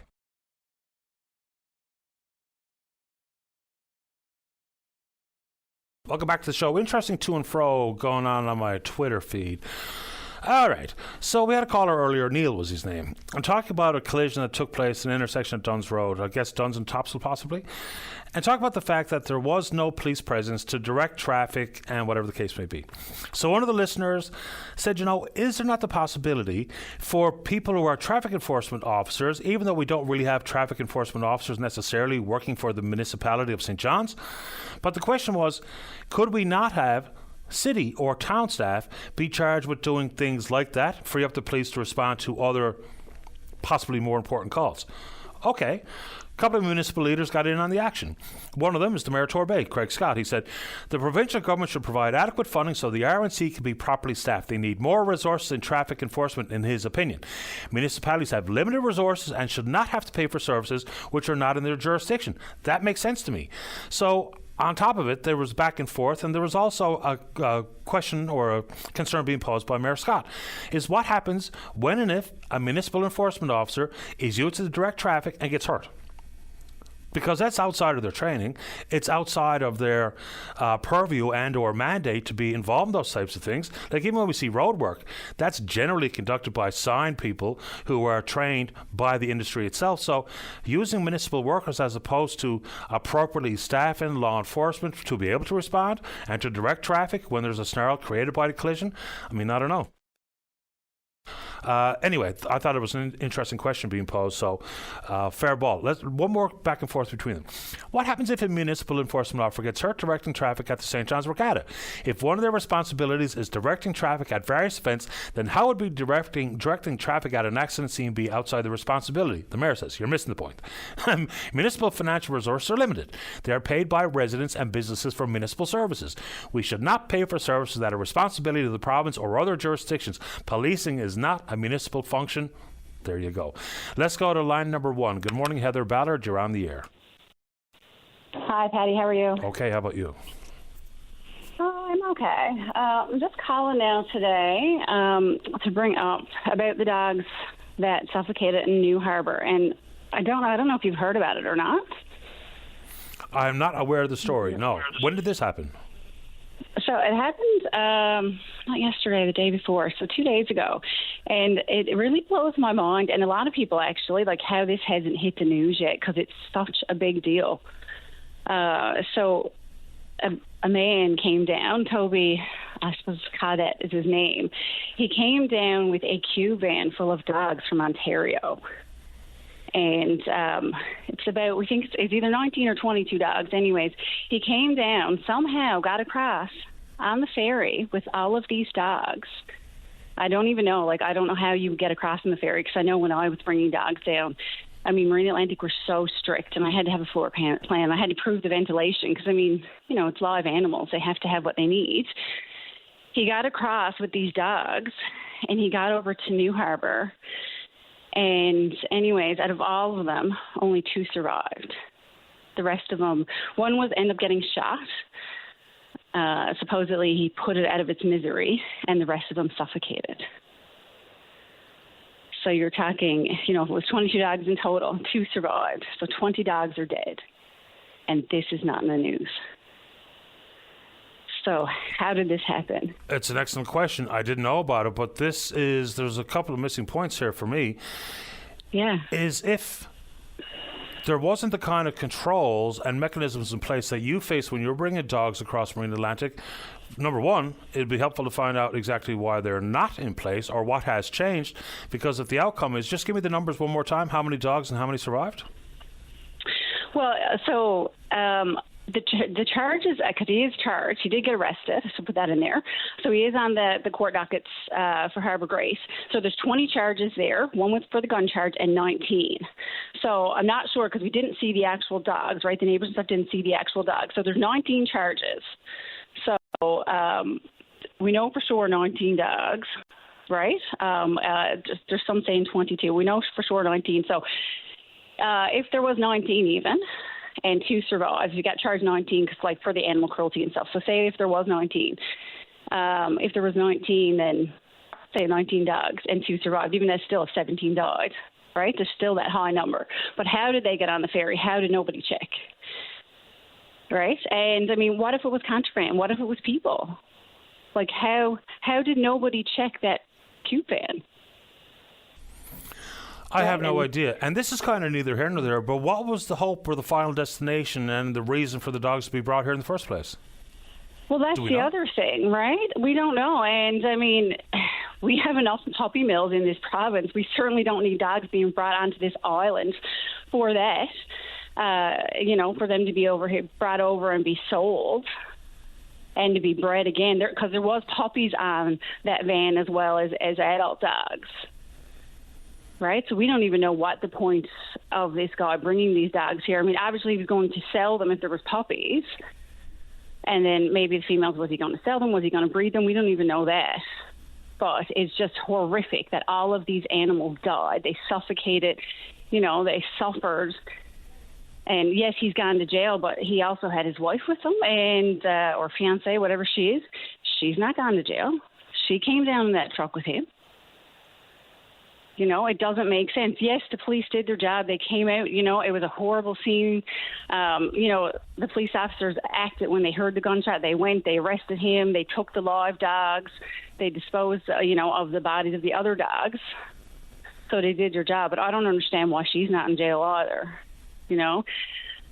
And, it just seems like our laws are failing in that way, too. There's so much to this that it's just unexplained and is not in the media, so no one's covered it. So it just seems like it's just everything's hush-hush on it. And because it's 2 days ago now, so, people know about it.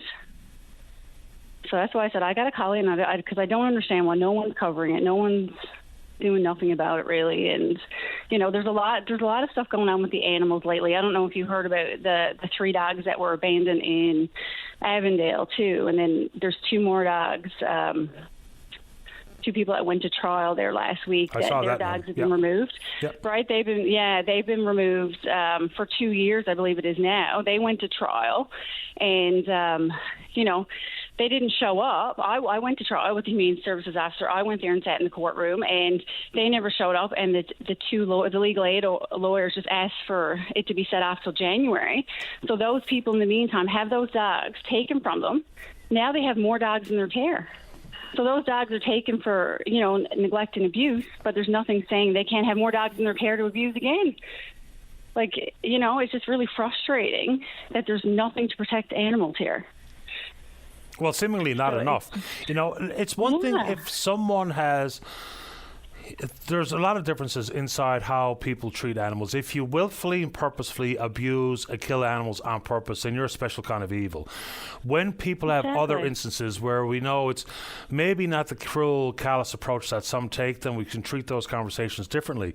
But when we talk about animals that have been in people's possession and they knowingly abuse them to the point where they're dead, then... Yeah. The type of enforcement required on that front is obviously lacking. I seem to remember a story, but this from a number of years ago, about folks who were, I don't know what the right word is here, sworn in or what have you as deputies of the SPCA and others that would do this type of work and investigate these types of allegations. But when it comes to the number of dead dogs here, you think this would be automatically triggered by Marine Atlantic, the RCMP, or whoever, because that's a horrific story. It is. I mean, and how is this happening in our province? It's unimaginable, And like I said, I can't believe it hasn't been in the news. It's just, yeah. So I don't know what's going to be done about it, but something has to be done about it. I mean, we're even planning, a vigil, myself and the residents, and because these dogs, they deserve better than that. Right? Of course they do. Yeah. They're still lives. They're lives. They're animals. And so, to some people, they don't mean anything. But to a lot of people, their animals mean so much. And it's just not good enough that they suffered like they did. So they need to be, remembered and acknowledged some way. Listen, Heather, yeah. I have your number here. Is it okay if someone, if they want to or care to or have time to, from the newsroom to have a follow-up call with you so you can produce a story if they didn't get enough information from our call? Sure, absolutely. Okay, so I have it. I'll pass it along to them. I'll speak with them at the 11 o'clock news break. All right, sounds great. Thanks Heather. All the best. All right, bye. Bye-bye. Thanks, bye. And, I've been asked to bring up a couple of other items. I'm not so sure if this person's been tuned in or not, because every day this week we've had a chat with at least one caller on this front. It's about the cutback in the old age security and or GST checks. Until we get a clearer definition from the Department of Finance or Service Canada or CRA about why people are seeing a reduction in old age pensions or old age security and or their GST, then we can take your personal calls, we'll add it to the pile, and we'll see if we can't get an explanation, whether it be from the proper departments and or our elected members of Parliament who could hopefully possibly fill us in here. Also, this is not something that I've necessarily been aware of for the most part, but it's about recyclables and in this case beer bottles. So I'm now told that there's only one place, and look, you set me straight if I'm wrong here, only one spot in the city, I don't know what it's like elsewhere in the province, but only one spot in the city that's accepting beer bottles at this time, and that's the Green Depot. But apparently, they're not paying the full 10 cents that you would have got, say, if you had to go to Fitz's or the Molson return on Robin Hood Bay Road or whatever the case may be. So if there's more to that story, then you can help fill us in on that front. Please do exactly that. Let's go ahead and take a break. When we come back, we're speaking with you. Don't go away. Welcome back to the show. Let's go to line number 1. Dave, can you cue that one up for me, please? Line number 1. A little gremlin crept into the phones here. Let's see if Dave can set us up with that caller. That's Shane who wants to talk about some of the pots of money that are out there to move from oil to electric. Let's see if we can take it now. Good morning, Shana. You're on the air. Hi, Patty. How are you doing? Oh, great this morning. Thanks. How about you? Well, I'm surprised. How about that? And so, when organizations and individuals do a good job, we throw a virtual bouquet. But in this case, I am going to throw a "you've got to be kidding me" comment. At who? So, at the people at Take Charge NL, Hydro, and NL Power. So here's this very unusual situation I've just encountered. I have an older home. I'm interested in finding out more information and whether or not I would qualify to get on the program that helps people remove their oil tanks and switch to electric. Now, like many people, particularly the older crowd, I do find it easier to ask questions with a real, actual human being. And so after searching 3 different websites, I finally got through to someone at Hydro saying, I can't find the phone number to speak with somebody at Take Charge just to get the information I need. And he said, well, there isn't one. You have to actually do everything over email. Now, I don't think that's all that helpful for people who are trying to get information about a fairly complicated program requiring application that, about your income and about all sorts of other really detailed information to find out even if you qualify. So that's why I don't understand why there isn't at least a phone number to speak to a person. There you go. Well, you can call Newfoundland Power. They can put you onto the Take Charge office. So that number is actually right there on their front page, if I remember correctly. But I did help someone navigate the online portal for this application. And I mean, this person was up in years and was really kind of nervous about trying to entertain it. They, I guess, were given the same answer you were given, Shayna. And so we sat down and went through it. It was pretty simple to do, I have to admit, because sometimes dealing with the government is the furthest thing from straightforward or simple. But this one, and again, I think it was a very fundamental email address to begin with. It was oil2electric@takechargenl.ca. But I can give you the toll-free number for Newfoundland Power, and they can put you on the Take Charge. No, I've done all that. I think I'm going to disagree with you about that. An initial conversation for many people. I mean, I can tell you, I've been on the website. I've looked at the qualifications, and there is one thing that possibly would make me ineligible given the amount of time I've owned this particular property. But I still would say that until all of the people over the age of 50 and who could very well be the target market, because a lot of older people have older homes and the older homes have oil. How difficult would it be to have a phone number for that initial contact? That's all. I understand what you're saying. I will jump through the hoop of making my initial email contact. But the other question is, and this is what I spoke to the fellow when I talked to Hydro, because this property is I'm a Hydro customer, is after the initial contact, will there be an actual human that I can speak with when I have questions about the process, or is everything going to be done by email? That's it. I'm just saying, based on what I found on 3 different websites, I don't have an answer to that. And there should simply be a toll-free number to make it simpler for people who have difficulty navigating some of these issues. I can help you on that front. And the short answer is 2 things people need to be aware of. Is if you're moving to an alternative source of heat, whether it be a central electric heat pump or an electric furnace or those types of things, 2 things. Phone your insurance company to make sure that they know what you're doing so that you don't jeopardize your policy. Number 2, here's what I think is the most helpful piece of information. Call a company that sells the product. They will absolutely walk you through every single available pot of money, do the bulk of the legwork for you, and be able to speak to a human being up front and close and personal. They'll send someone into your home for an evaluation of what you need, what can work and what will not, and so you get the face-to-face customer service that can help navigate government monies, and that's who I suggest people refer to all the time. As opposed to trying to deal directly with the government, deal with the retailer, deal with the company that's going to install the product. They'll do most of the work for you. That's a yes and no, and I will just say one other comment in response to what you just said. It works probably for people living in bigger centers. This particular house where I am is in St. Anthony. It's not as simple as if you were in St. John's, Clarenville, any of the bigger hub centers.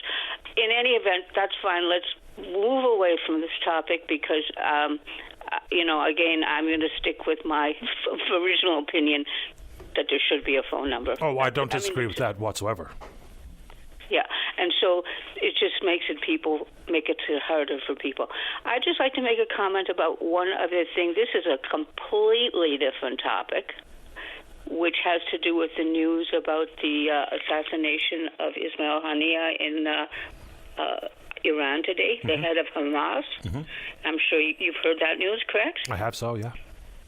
Yeah, and that what we're hearing in response, of course, is, shock, outrage from, different countries that, although they aren't necessarily supporters of Hamas, I think a lot of them aren't countries, that they're outraged that this happened.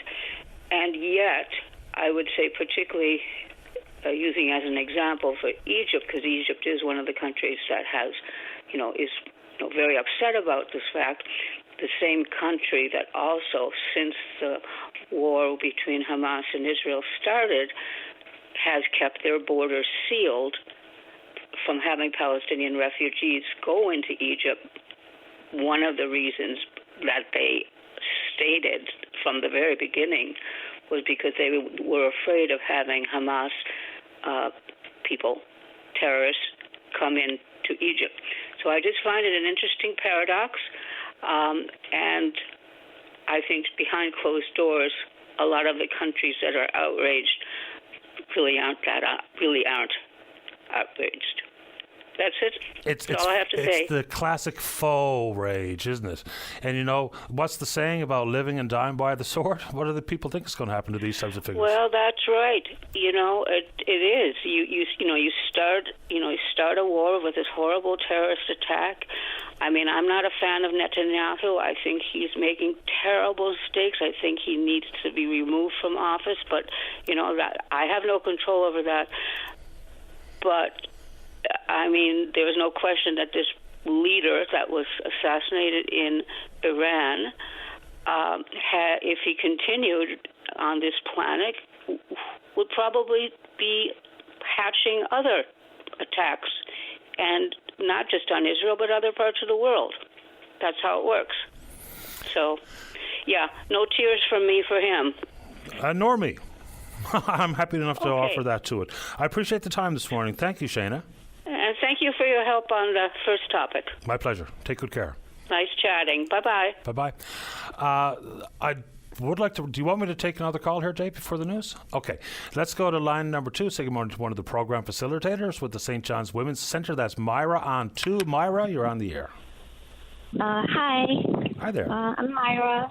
How are you doing? I'm okay. How about you? I'm doing well. Thanks for asking. So I'm here to promote my journaling program for healing and relaxation. The name is Word After Word. And this Friday, we will have our 4th session focused on the theme of magic. I will show people how to use magic to make things happen in journaling, and what does that mean for each individual. And we will also talk a little bit about ideas journal. So how does that go along with the magic? This is a beginner-friendly, cozy journaling program designed particularly for women and gender-diverse people who are interested in self-discovery, recovery, personal growth, and social connection. No pre-experience needed to participate. It can come as many sessions as you like. If you are interested in journaling, you could sign up at our front desk with the number of 709-753-0220. And our location is 170 Cashin Avenue. So, very quickly, when you made a reference to magic and journaling, what kind of magic? Are we talking hocus pocus magic or some sort of mental approach to journaling? What do you mean? That's a good question. When I'm talking about magic, that's in general. I would ask you, what does magic mean to you? And then, yeah. Well, I guess for most, it would, for when people think magic, they think pulling a rabbit out of a hat. That type of abracadabra. What do you mean when you say magic? What do I mean is what you have that in your head. and I would like to make that magic happen. Okay. Make things that you think it cannot be happen, something like that. I love it. Thank you. And so give the folks the details, the where, the when. Do I have to enroll for X number of sessions? Can I be drop in for a one-off to see if I like it or if it's something for me? How does that work? You can drop in, but you need to register first before you come in because there are limited spots. And now there are like eight empty spots available right now this morning. Okay. And to register, I just simply call the St. John's Women's Centre? Yeah, you could call the Women's Centre. Well, good luck with it. It sounds like an extremely interesting approach to journaling. And when we say journaling, that's obviously, I guess, a question I should ask. Is that just the modern-day diary, or what do you mean when you say journaling? When I say journaling, and that's actually a concept that I'm trying to convey through this program, is that don't limit yourself, set yourself free in your journal. You can do anything to express yourself. It's not limited to only words, but also you could think about doodle, draw, or sing, or dance, or whatever things that you could do to express yourself. It sounds very interesting. Myra, thanks for telling us about it. Yeah, thank you very much. You're welcome. Take good care. Take care. Bye. Bye-bye. Thank you. Sorry, that was a bit quick. Just before we get to the news, so the Green Teapot in Clarenville takes clear beer bottles, so only Corona and Miller Genuine Draft, but won't take the brown bottles. Why is that? Don't know. Also, someone asking about beer bottle returns around here that is outside of the Green Depot. We have one. Hearn Distributing, 8 Trout Place, Mount Pearl. You can give them a shout to confirm on what they're paying at 709-368-1679. So that's Hearn's Distributing out at 8 Trout Place in the city of Mount Pearl. Let's go ahead and take a break for the news. When we come back, we're speaking with you. Don't go away. You're listening to a rebroadcast of VOCM Open Line. Have your say by calling 709-273-5211 or 1-888-590-8626 and listen live weekday mornings at 9 a.m. Welcome back to the program. Well, when you see a world champion traipse around the hallways of VOCM, you snag him and bring him into the studio. Travis Crickard was the assistant coach of Canada's World Under-18 team, which won a gold in 2024. That since 2002, Canada's won 5 golds, 4 bronze, 1 silver. And Travis Crickard is not only the assistant coach of the World Under-18s, he's going to be the head coach of the World Under-17 Reds. He's the head coach of the St. John Sea Dogs in the Quebec Maritime Major Junior Hockey League. Travis, you're on the air. Thanks for having me on, Patty. This is a tremendous honor to be on the VOCM airwaves. Absolutely right it is. Well, welcome to the studio. Congratulations. It's one thing to navigate your way into being a coach in the Major Junior Hockey League, but then to get pegged to be involved in the national program, just that next level of recognition for what you're doing. Yeah, tremendous honor. Anytime you get a call to represent your country and Hockey Canada, but also just having the opportunity to represent your family on the national stage, tremendous thing to be involved with. And every time they call, find a way to say yes. We had a camp last week, and that was supposed to be the same time that I was supposed to come home. Quickly had to change those travel arrangements to make sure I could go to that camp in Oakville, Ontario. Let's go back to the beginning a little bit. So we know as a player, you're recognized for your skill and your size, your shot, and your stick handling, and your speed. And then, of course, you move to the ranks. Maybe you go to a prep school in Notre Dame or St. Andrews or somewhere. Maybe get a game in Major Junior and then on from there. But as a coach, the path is a little bit different, because to measure the intangibles of what makes a good leader, what makes a good coach, is the furthest thing from looking at how fast you are, how good your shot is. So for aspiring coaches out there and to reflect on your own path, how different is it from being a player, and what does it take? I think that it's different in that you spend all your time preparing for games and reviewing games, whereas a player, your preparation looks a lot different. You're at home, you're napping, you're eating pregame meal, you arrive at the rink maybe 2 hours, some guys 3 hours before. Once the game's over, you do a cool down or something like that, maybe a quick lift, shower, go home. Whereas as a coach, there's way more preparation that goes into it, reviewing video of your own team, watching your opponent and preparing for that. And then once the game finishes, you begin reviewing that very same game that you just coached. So there's hours upon hours that go into that as well. So that would probably be the biggest difference. And then the pathway itself, I mean, the biggest similarity would be that you have to be willing to move wherever the jobs take you.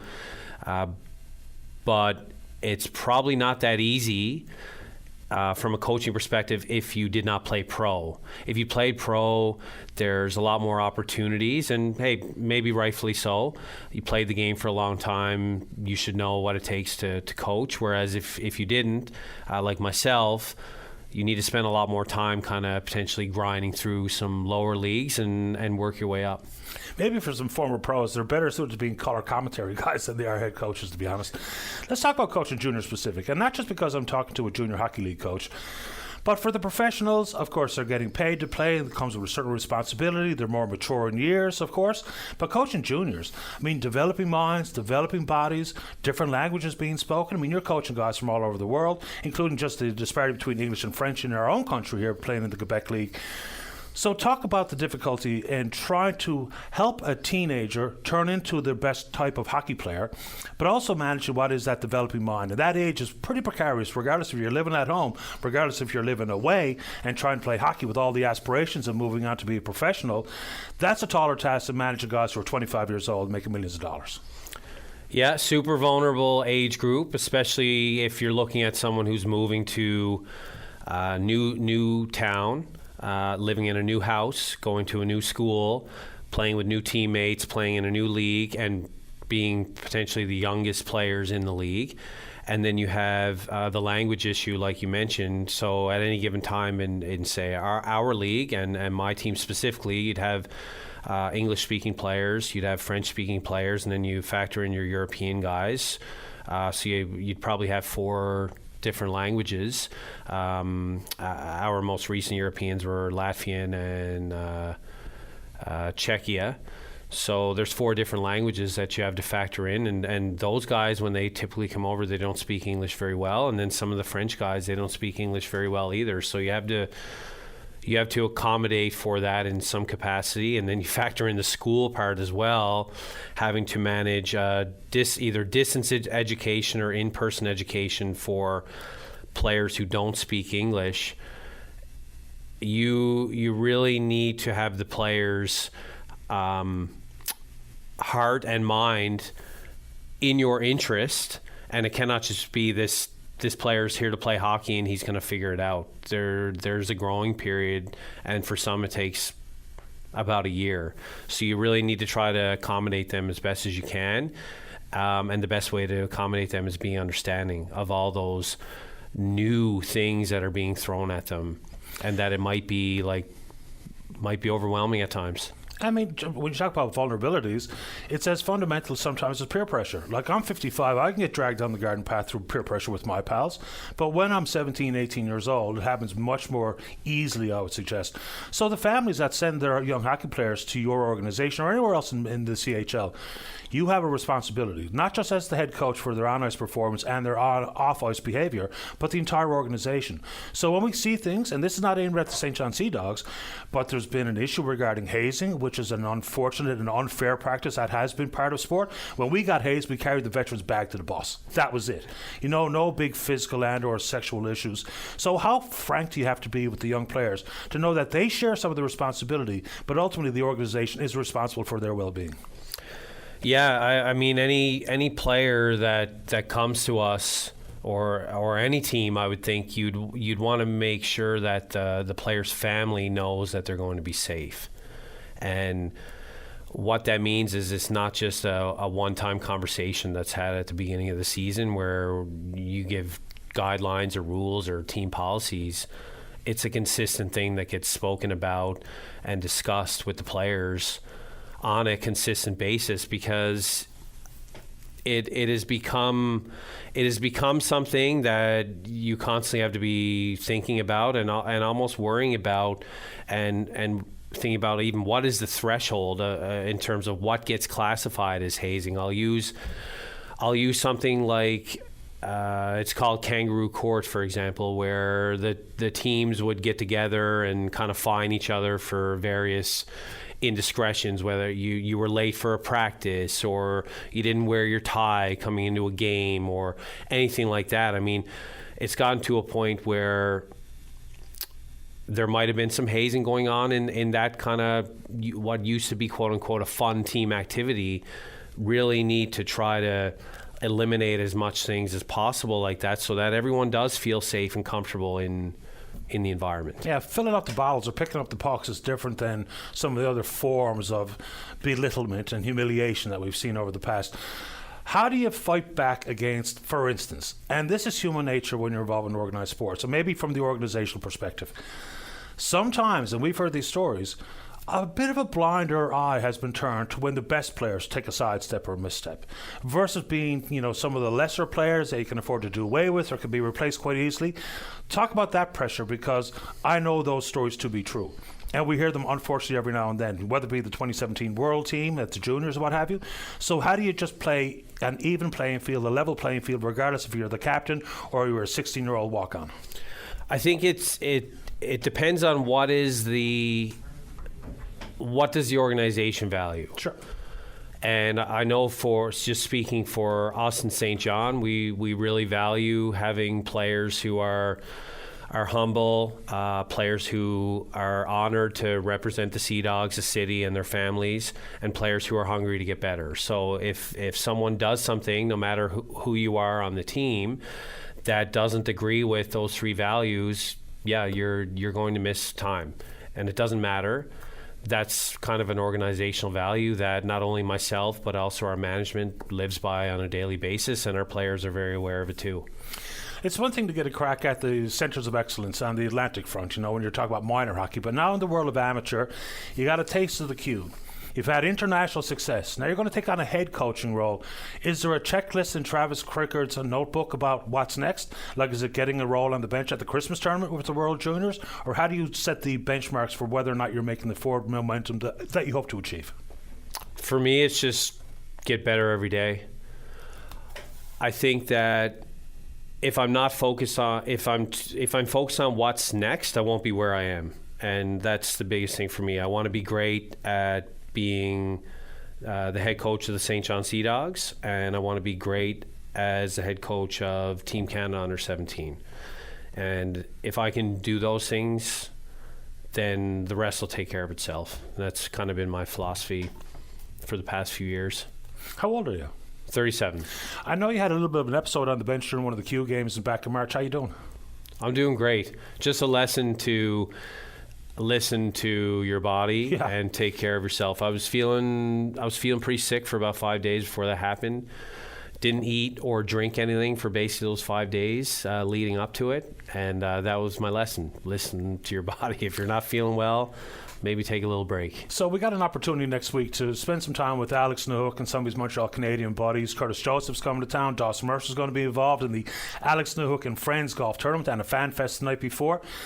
These guys, for the most part, like Newhook left home at 14, right? He had a goal in mind and he was going to be hell-bent for leather to achieve it. What's your message to young hockey players? Because even in the CHL, less than 1% of guys ever skate a shift in the National Hockey League. So we're talking about year-round hockey and the nature of repetitive injuries, because you're doing the same thing as opposed to playing some baseball or soccer or rugby or whatever you're going to do. What's your message for the young aspiring hockey player to have a balanced approach to athletics? Because we see some kids burn out by the time they finish bantam. Yeah, I think there's a few things. One is you do need to play as many sports as possible for as long as possible. I actually just came from a friend's house, and we were talking about one of our best friends, Adam Paul. We call him Dickie. He was a gymnast growing up, but he also played hockey and rugby and all these other sports. And it just seemed like no matter what sport he picked up, he could play it because he had all these experience in other sports. So it helps round out your athleticism. So that'd be number one: play as many as you can for as long as you can. And two would be focus on yourself and focus on yourself getting better and not worry about what others are doing. You don't need to try to keep up with someone else. Everyone has a different trajectory in sport and in the game, and the game is not designed for everyone to reach their peak when they're 16. It's designed for everyone to reach their peak and their prime when they're 25, 26, 27. And for some, that may take a little longer to get to, but that's okay too. We don't all need to chase the same kind of idea of how things should unravel or play out for us in the game. Focus on yourself getting better, do what you think is necessary, and not worry what others are doing. You can't separate the men from the boys until there's actual men. Until you can grow a beard, we're all just boys, right? And don't take it from Travis Cricket or from me about playing multiple sports. Take it from some of the absolute legends of the game. Gretzky says the same thing. Bobby Orr says the same thing. So just that gentle reminder that you don't need to take on every private hockey camp over the course of the summer. There's an opportunity to be a kid and to play some ball, play some soccer, play some frisbee, whatever it is that you're into. Travis, congratulations on all your successes, both in the Quebec Maritime Major Junior Hockey League and with Team Canada. It's great to have you in the studio today. Thanks a lot, Patty. Again, great honor to be here chatting. Our distinct pleasure. There we go. Travis Cricket, head coach of the St. John Sea Dogs. Let's take a break. When we come back, Darryl wants to talk about EVs and Gene's in the queue to talk about wait times. Don't go away. Welcome back to the show. Let's go to line number 3. Gene, you're on the air. Good morning. Good morning to you. I guess my main topic here will be our health care, or I will rephrase and say what was our health care, since it doesn't seem like we have any anymore. Are you there? I'm just listening. Okay. I am currently waiting for surgery on 2 legs, not 1, 2. I am totally crippled. I'm in Central. I've had such a runaround from Central Health, it's pathetic. I was told back in February, I was told last October I was going to be put on a critical list, at least to get 1 leg done. When I inquired about that in February, they told me, no, I must have misunderstood. Actually, I must be dumb. Exact words. Anyway, I left it at that. In February, I seen a surgeon. I asked the surgeon how long before I would have surgery. No more than 3 months. We are now approaching the end of July. I'm not on a waiting list yet. Where do I go? Well, when you're not on a waiting list, the unfortunate reality is, unless you simply go back to the specialist or back to your family doctor, they're your only champions outside you yourself and your voice. So there is no formal place to go. That's an absolute problem. You can go to client relations at NL Health Services, which is probably a little bit of a fool's errand to try to deal with a lack of a spot on the wait list there. But unless you have one of your own healthcare professionals as your champion or your advocate, there is nowhere to go. When I done the inquiry back in June to see where I was on the waiting list, I was told that the surgeon was gone away now and wouldn't be back till mid-September. So I know it was a sarcasm remark, but my remark was, I was not aware you only had 1 surgeon. Oh, well, that's the surgeon you've seen, so no other surgeon would be allowed to do it now. Like, where are we living? I'm not sure how to respond to that one. There is no question in anybody's mind that the way that healthcare was originally structured and the way it was supposed to work, because people refer to it, I think, erroneously as free when it's universal. There's nothing free in this world, including healthcare. We pay for it. Exactly. But it simply doesn't work the way it was intended, which is why I think, even when we talk about some of the policies that have changed with universal pharmacare and dental care and all the rest of it. The exercise in this province about what they call or refer to as the health accord is all about changing how we deliver it, because it's hard to wrap our mind around the gaps here. More nurses than ever before, more nurse practitioners than ever before, more doctors than ever before. Yet the wait times grow, the numbers of people without family doctors continues to grow. So where are we? Because we spend $4 billion a year on a population of about 530,000 people, and yet these are the calls we get. So there's something patently wrong with how we deliver it. And I'm sure it's not just me out there. I can't walk. I'm a very active person. This is not where I want to be. Understood. But is this where our government wants to see us? I feel that question a lot, and people don't necessarily like what I have to say on this one, but my answer to that would be, no, I don't think so. Let's just think about it out loud. There's a political victory if some Minister of Health or the Premier or whoever is able to come forward and say, 2 years ago, there was 136,000 people out of family doctor. That number's been reduced to 60,000. There's a victory there. So for healthcare to be in the shambles it is, and it's not just here, it's right across the country, that hurts political fortunes. They struggle and swim upstream with healthcare questions that are being fielded.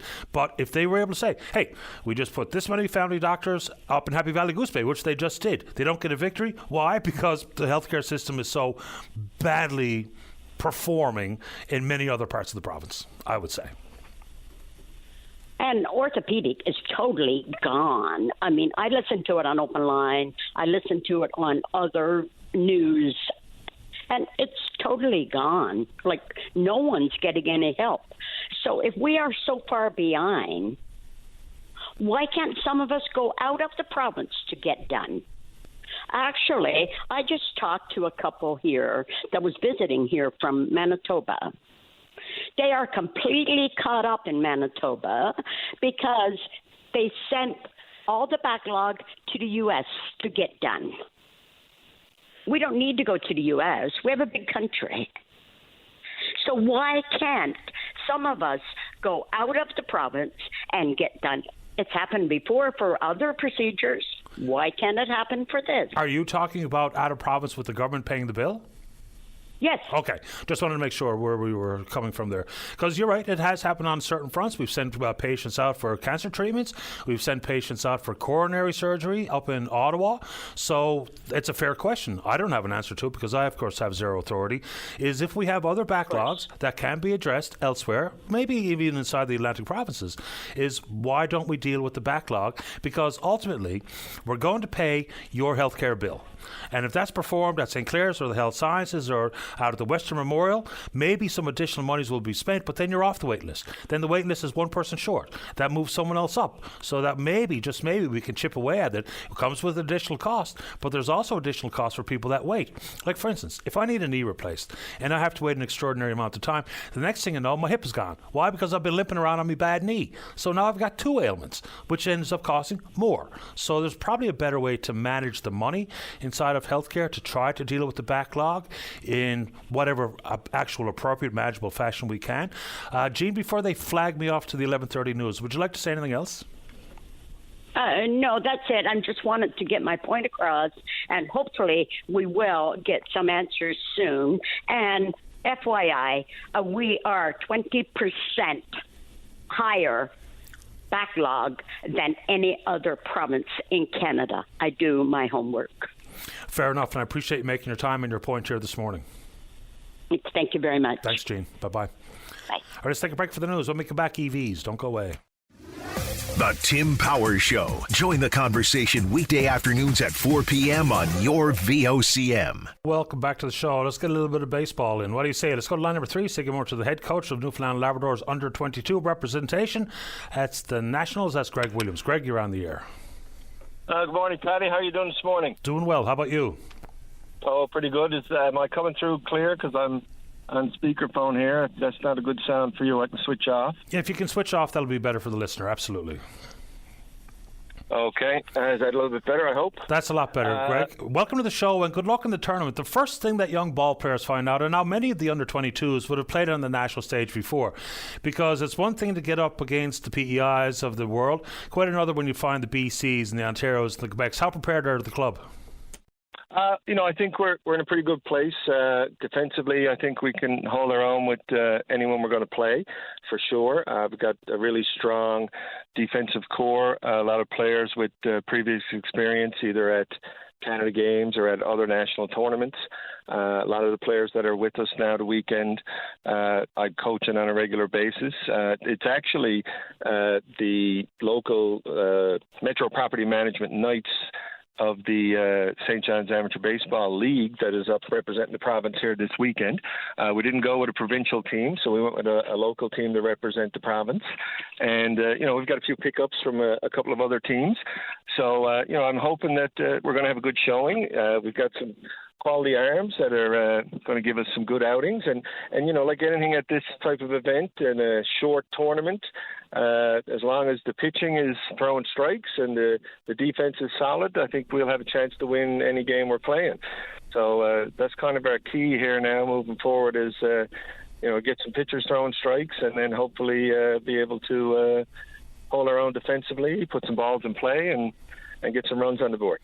Yeah, and of course, you're not only getting good starts and some good relief from the bullpen, but it's the other pitchers from the other big provinces, maybe bringing some steam and some spin that maybe some of our players have not seen. So sticking it in there, keeping your feet solid in the box as opposed to flinching because some of these guys are bringing the heat is going to be a mindset issue. Yeah, definitely. We're going to see a little bit more velocity than probably we see home locally. The big thing about this 22U tournament is, some of the bigger provinces and other provinces will have a lot of players on their rosters that are probably playing college ball in the States or college ball throughout North America, Canada, and, places like that. So, there's definitely going to be some talented ball players there. 22U National is a little bit unique in the sense that it's club teams that are representing the provinces with the pickups and things like that. So I know our first game on Thursday morning at 9 o'clock, we play the New Brunswick team, which is from St. John. And then we play Ontario has two teams in this tournament, so we're playing Ontario number 2, tomorrow afternoon, and then we've got PEI and Manitoba and the other two games in the round robin before we get into crossovers and things like that. So, hoping to come out of the division in a good place that puts us in a playoff spot, and then we'll see how things go from there on Saturday and Sunday. Wish you and the team nothing but the best of luck. Go get him, Greg.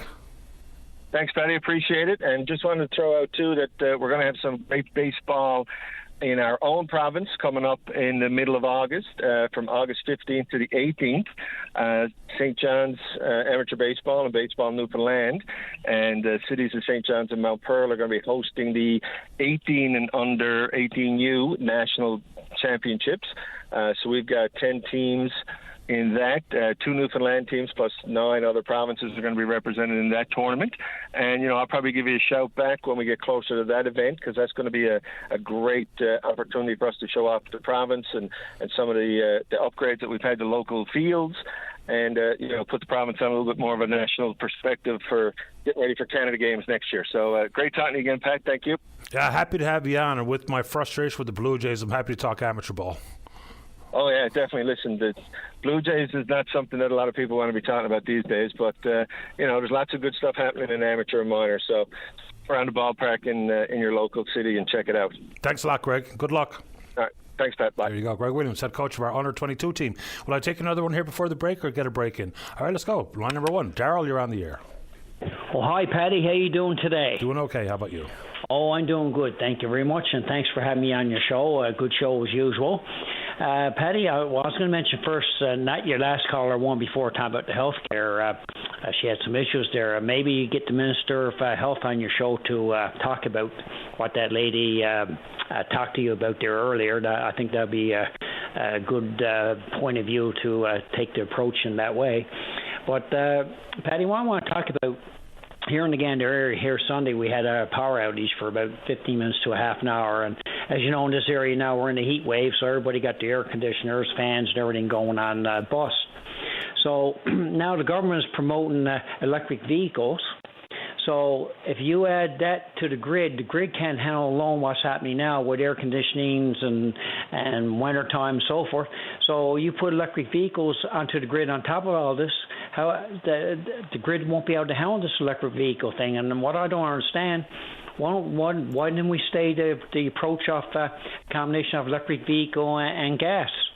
Like they're promoting all this stuff, but the grid's not going to be able to handle it, so it don't make no sense to me whatsoever. We're a long way from the grid being a problem.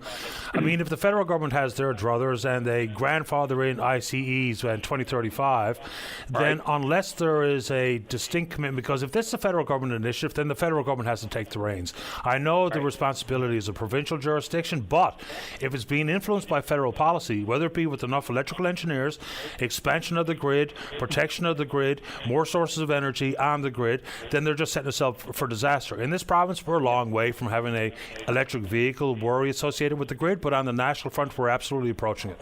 Well, Paddy, yes, you are right to a point, but we are going to have issues because there, for example, on Sunday, a lot of Gander lost the power for about half an hour. Yeah, we lost it there too. And across the province as well. So there is a problem right now. But that wasn't a load demand issue, though.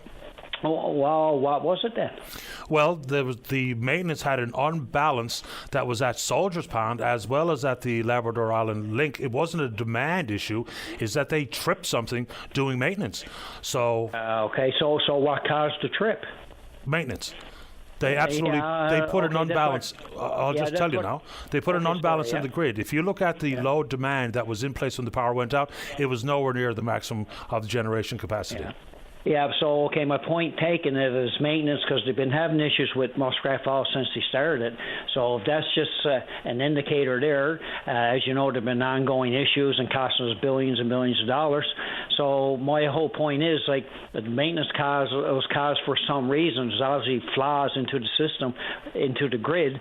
So my point is, like, if you put more into the grid and what's happening now, the grid's not going to be able to handle it. I see disaster down the road. That's my opinion. An opinion welcomed here, Darrell. Appreciate the call. Yeah. Again, thank you for your time, Paddy, and all the best to you and your listening audience and staff at VOCM. Same to you. Thanks, Darrell. Right on. Okay. Right on. Bye-bye.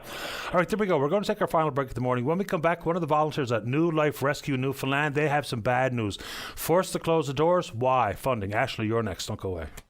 Welcome back to the show. Let's say good morning to one of the volunteers at New Life Rescue Newfoundland. That's Ashley on 2. Ashley, you're on the air. Good morning. How are you? Doing okay. How about you? Oh, we're doing pretty good. Are you? We because I saw an email looking to discuss our rescue and what's going on. Yes, please, because I saw a fairly troubling Facebook update about the status of New Life Rescue. So where are we? Are the doors still open or what's happening? Right now, everything is closed for the time being. We have several fundraisers on the go. Right now, there's a Chase the Ace happening on Facebook, and there's also a 50-50 draw for, of course, the 50-50, and some Shania Twain tickets are up for grabs as well. So all of this information can be found on our Facebook page, which is New Life Rescue Newfoundland.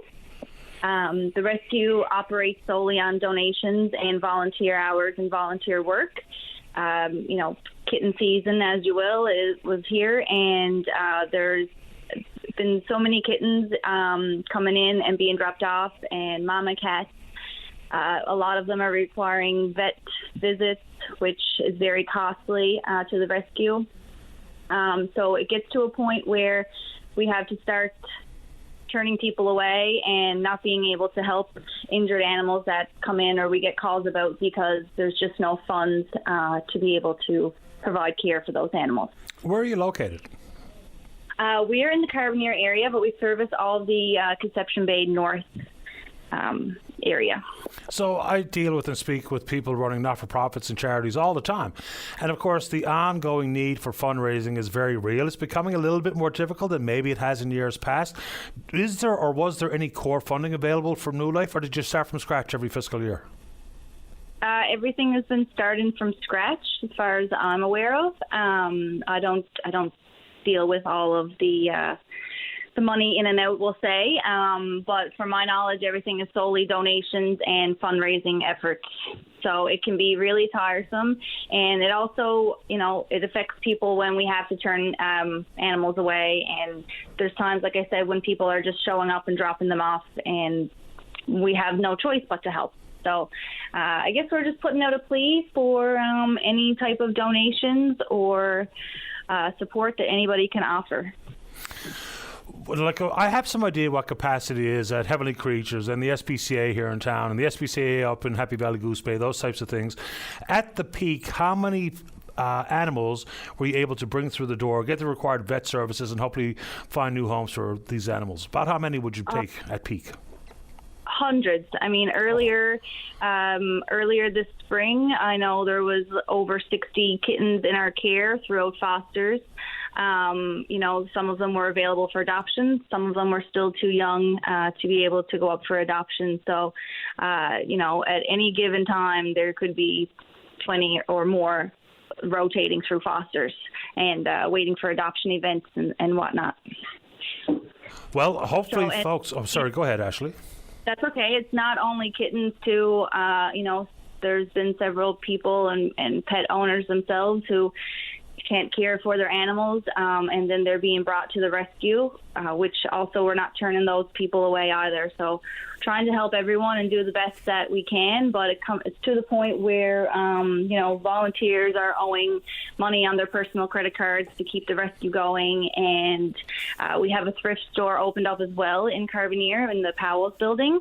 So getting that set up and stuff also took a lot of volunteer hours and volunteers' money as well to get it up and running. So hopefully that can keep going as a success and bring in some money. But until then, we're just going to keep going with fundraising.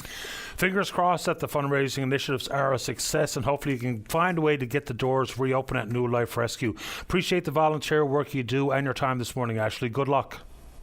Perfect. Thank you for having us. You're welcome. Bye-bye. Bye. There we go. I mean, there's so many of those groups. I mean, in the battle to try to keep the doors open, to expand services, which, of course, many not-for-profits and charities, that's their hope, to help as many people inside their bailiwick as possible, including our caller here on line number 4 to wrap up the program, the Executive Director of the Eating Disorder Foundation of Newfoundland and Labrador, is Paul Toomey. Paul, you're on the air. Morning, Paddy. How are you? That's kind, you? Good, fine as kind, and looks like the weather is going to be nice and a great night for drive-in bingo, speaking of fundraising activity. Every night's a good night for drive-in bingo. Absolutely, yeah, and if what we're seeing on social media is any indication, we're going to have a good turnout. We got a couple of special guests tonight. Miss Newfoundland and Labrador is coming along to give us a hand, Megan Coles, and Gusty, the Canada Games mascot, will be there to greet and meet some people during the evening, so should be a fun evening. We'll be giving away close to $3,000 in prizes as usual. Gates open at 5:30. Bingo starts at 7, and we'll have you out of there by 9:30. I'm not surprised to hear that the Canada Games mascot is starting to make the rounds, because we've all had the interactions with Buddy the Puffin and Buddy Jr., which was actually a really big hit. And I guarantee you, people went to certain events because of the presents. I haven't seen this particular mascot yet, but I think we're going to see a lot of... Is it called Gutsy? Yep, Gusty. Gusty making the rounds, and thankfully making the rounds with the Eating Disorder Foundation. Yeah, and Patty, as you know, but the day they announced their mascot was the day that we put in our request to have Gusty join us, because, as you know, my history is a bit sports oriented as well, having been involved in national softball events and international events and other sporting activities over the years. The idea of supporting sports, I think, is great, and a mascot is such a valuable piece to the games like this, and I think will be a great ambassador for the province and bring people here for Canada Games next year. It's an important component. As much as people might kind of giggle at that comment, it's actually very real. I mean, look at the big international tournaments, including the Olympics. I mean, a mascot just plays an active role. It's as simple as that. And same thing for our Canada Games in 2025. Paul, anything else this morning before we run out of time? Yeah, the only thing just on the mascot thing, I'd challenge any mascots out there. We've got our walks coming up in September, and we'd love to have some mascots come along and join us. So any of you organizations that have your own mascots and want to come out, reach out to us and let us know if the mascot's available to join us for our fun walks in September. I appreciate the time. Good luck with it, Paul. Thanks, Patty. I always appreciate the time. My pleasure. Take good care. Okay. Bye-bye. It's Paul Toomey. He's the Executive Director At the Eating Disorder Foundation, so I don't have an actual big update for what is the goings-on around Gulf Avenue across from St. Clair's here in the city of St. John's. The last we heard, folks in that area have been asked to shelter in place. I'm not going to add any rumours to the mill, but we're hearing lots of stuff, and hopefully we'll get some clarification and accurate updates from the VOCM newsroom ASAP. All right, good show today. Big thanks to everyone who supports the program, and we will indeed pick up this conversation again tomorrow morning right here on VOCM and Big Land FM's Openline. On behalf of the producer David Williams, I'm your host Paddy Daly. Have yourself a safe, fun, happy day. We'll talk in the morning. Bye-bye. Hello, it is Ryan, and I was on a flight the other day playing one of my favorite social spin slot games on ChumbaCasino.com. I looked over at the person sitting next to me, and you know what they were doing? They were also playing Chumba Casino. Coincidence? I think not. Everybody's loving having fun with it. Chumba Casino is home to hundreds of casino-style games that you can play for free anytime, anywhere, even at 30,000 feet. So sign up now at ChumbaCasino.com to claim your free welcome bonus. That's ChumbaCasino.com and live the Chumba life. No purchase necessary. VGW Group. Void where prohibited by law. See terms and conditions. 18+.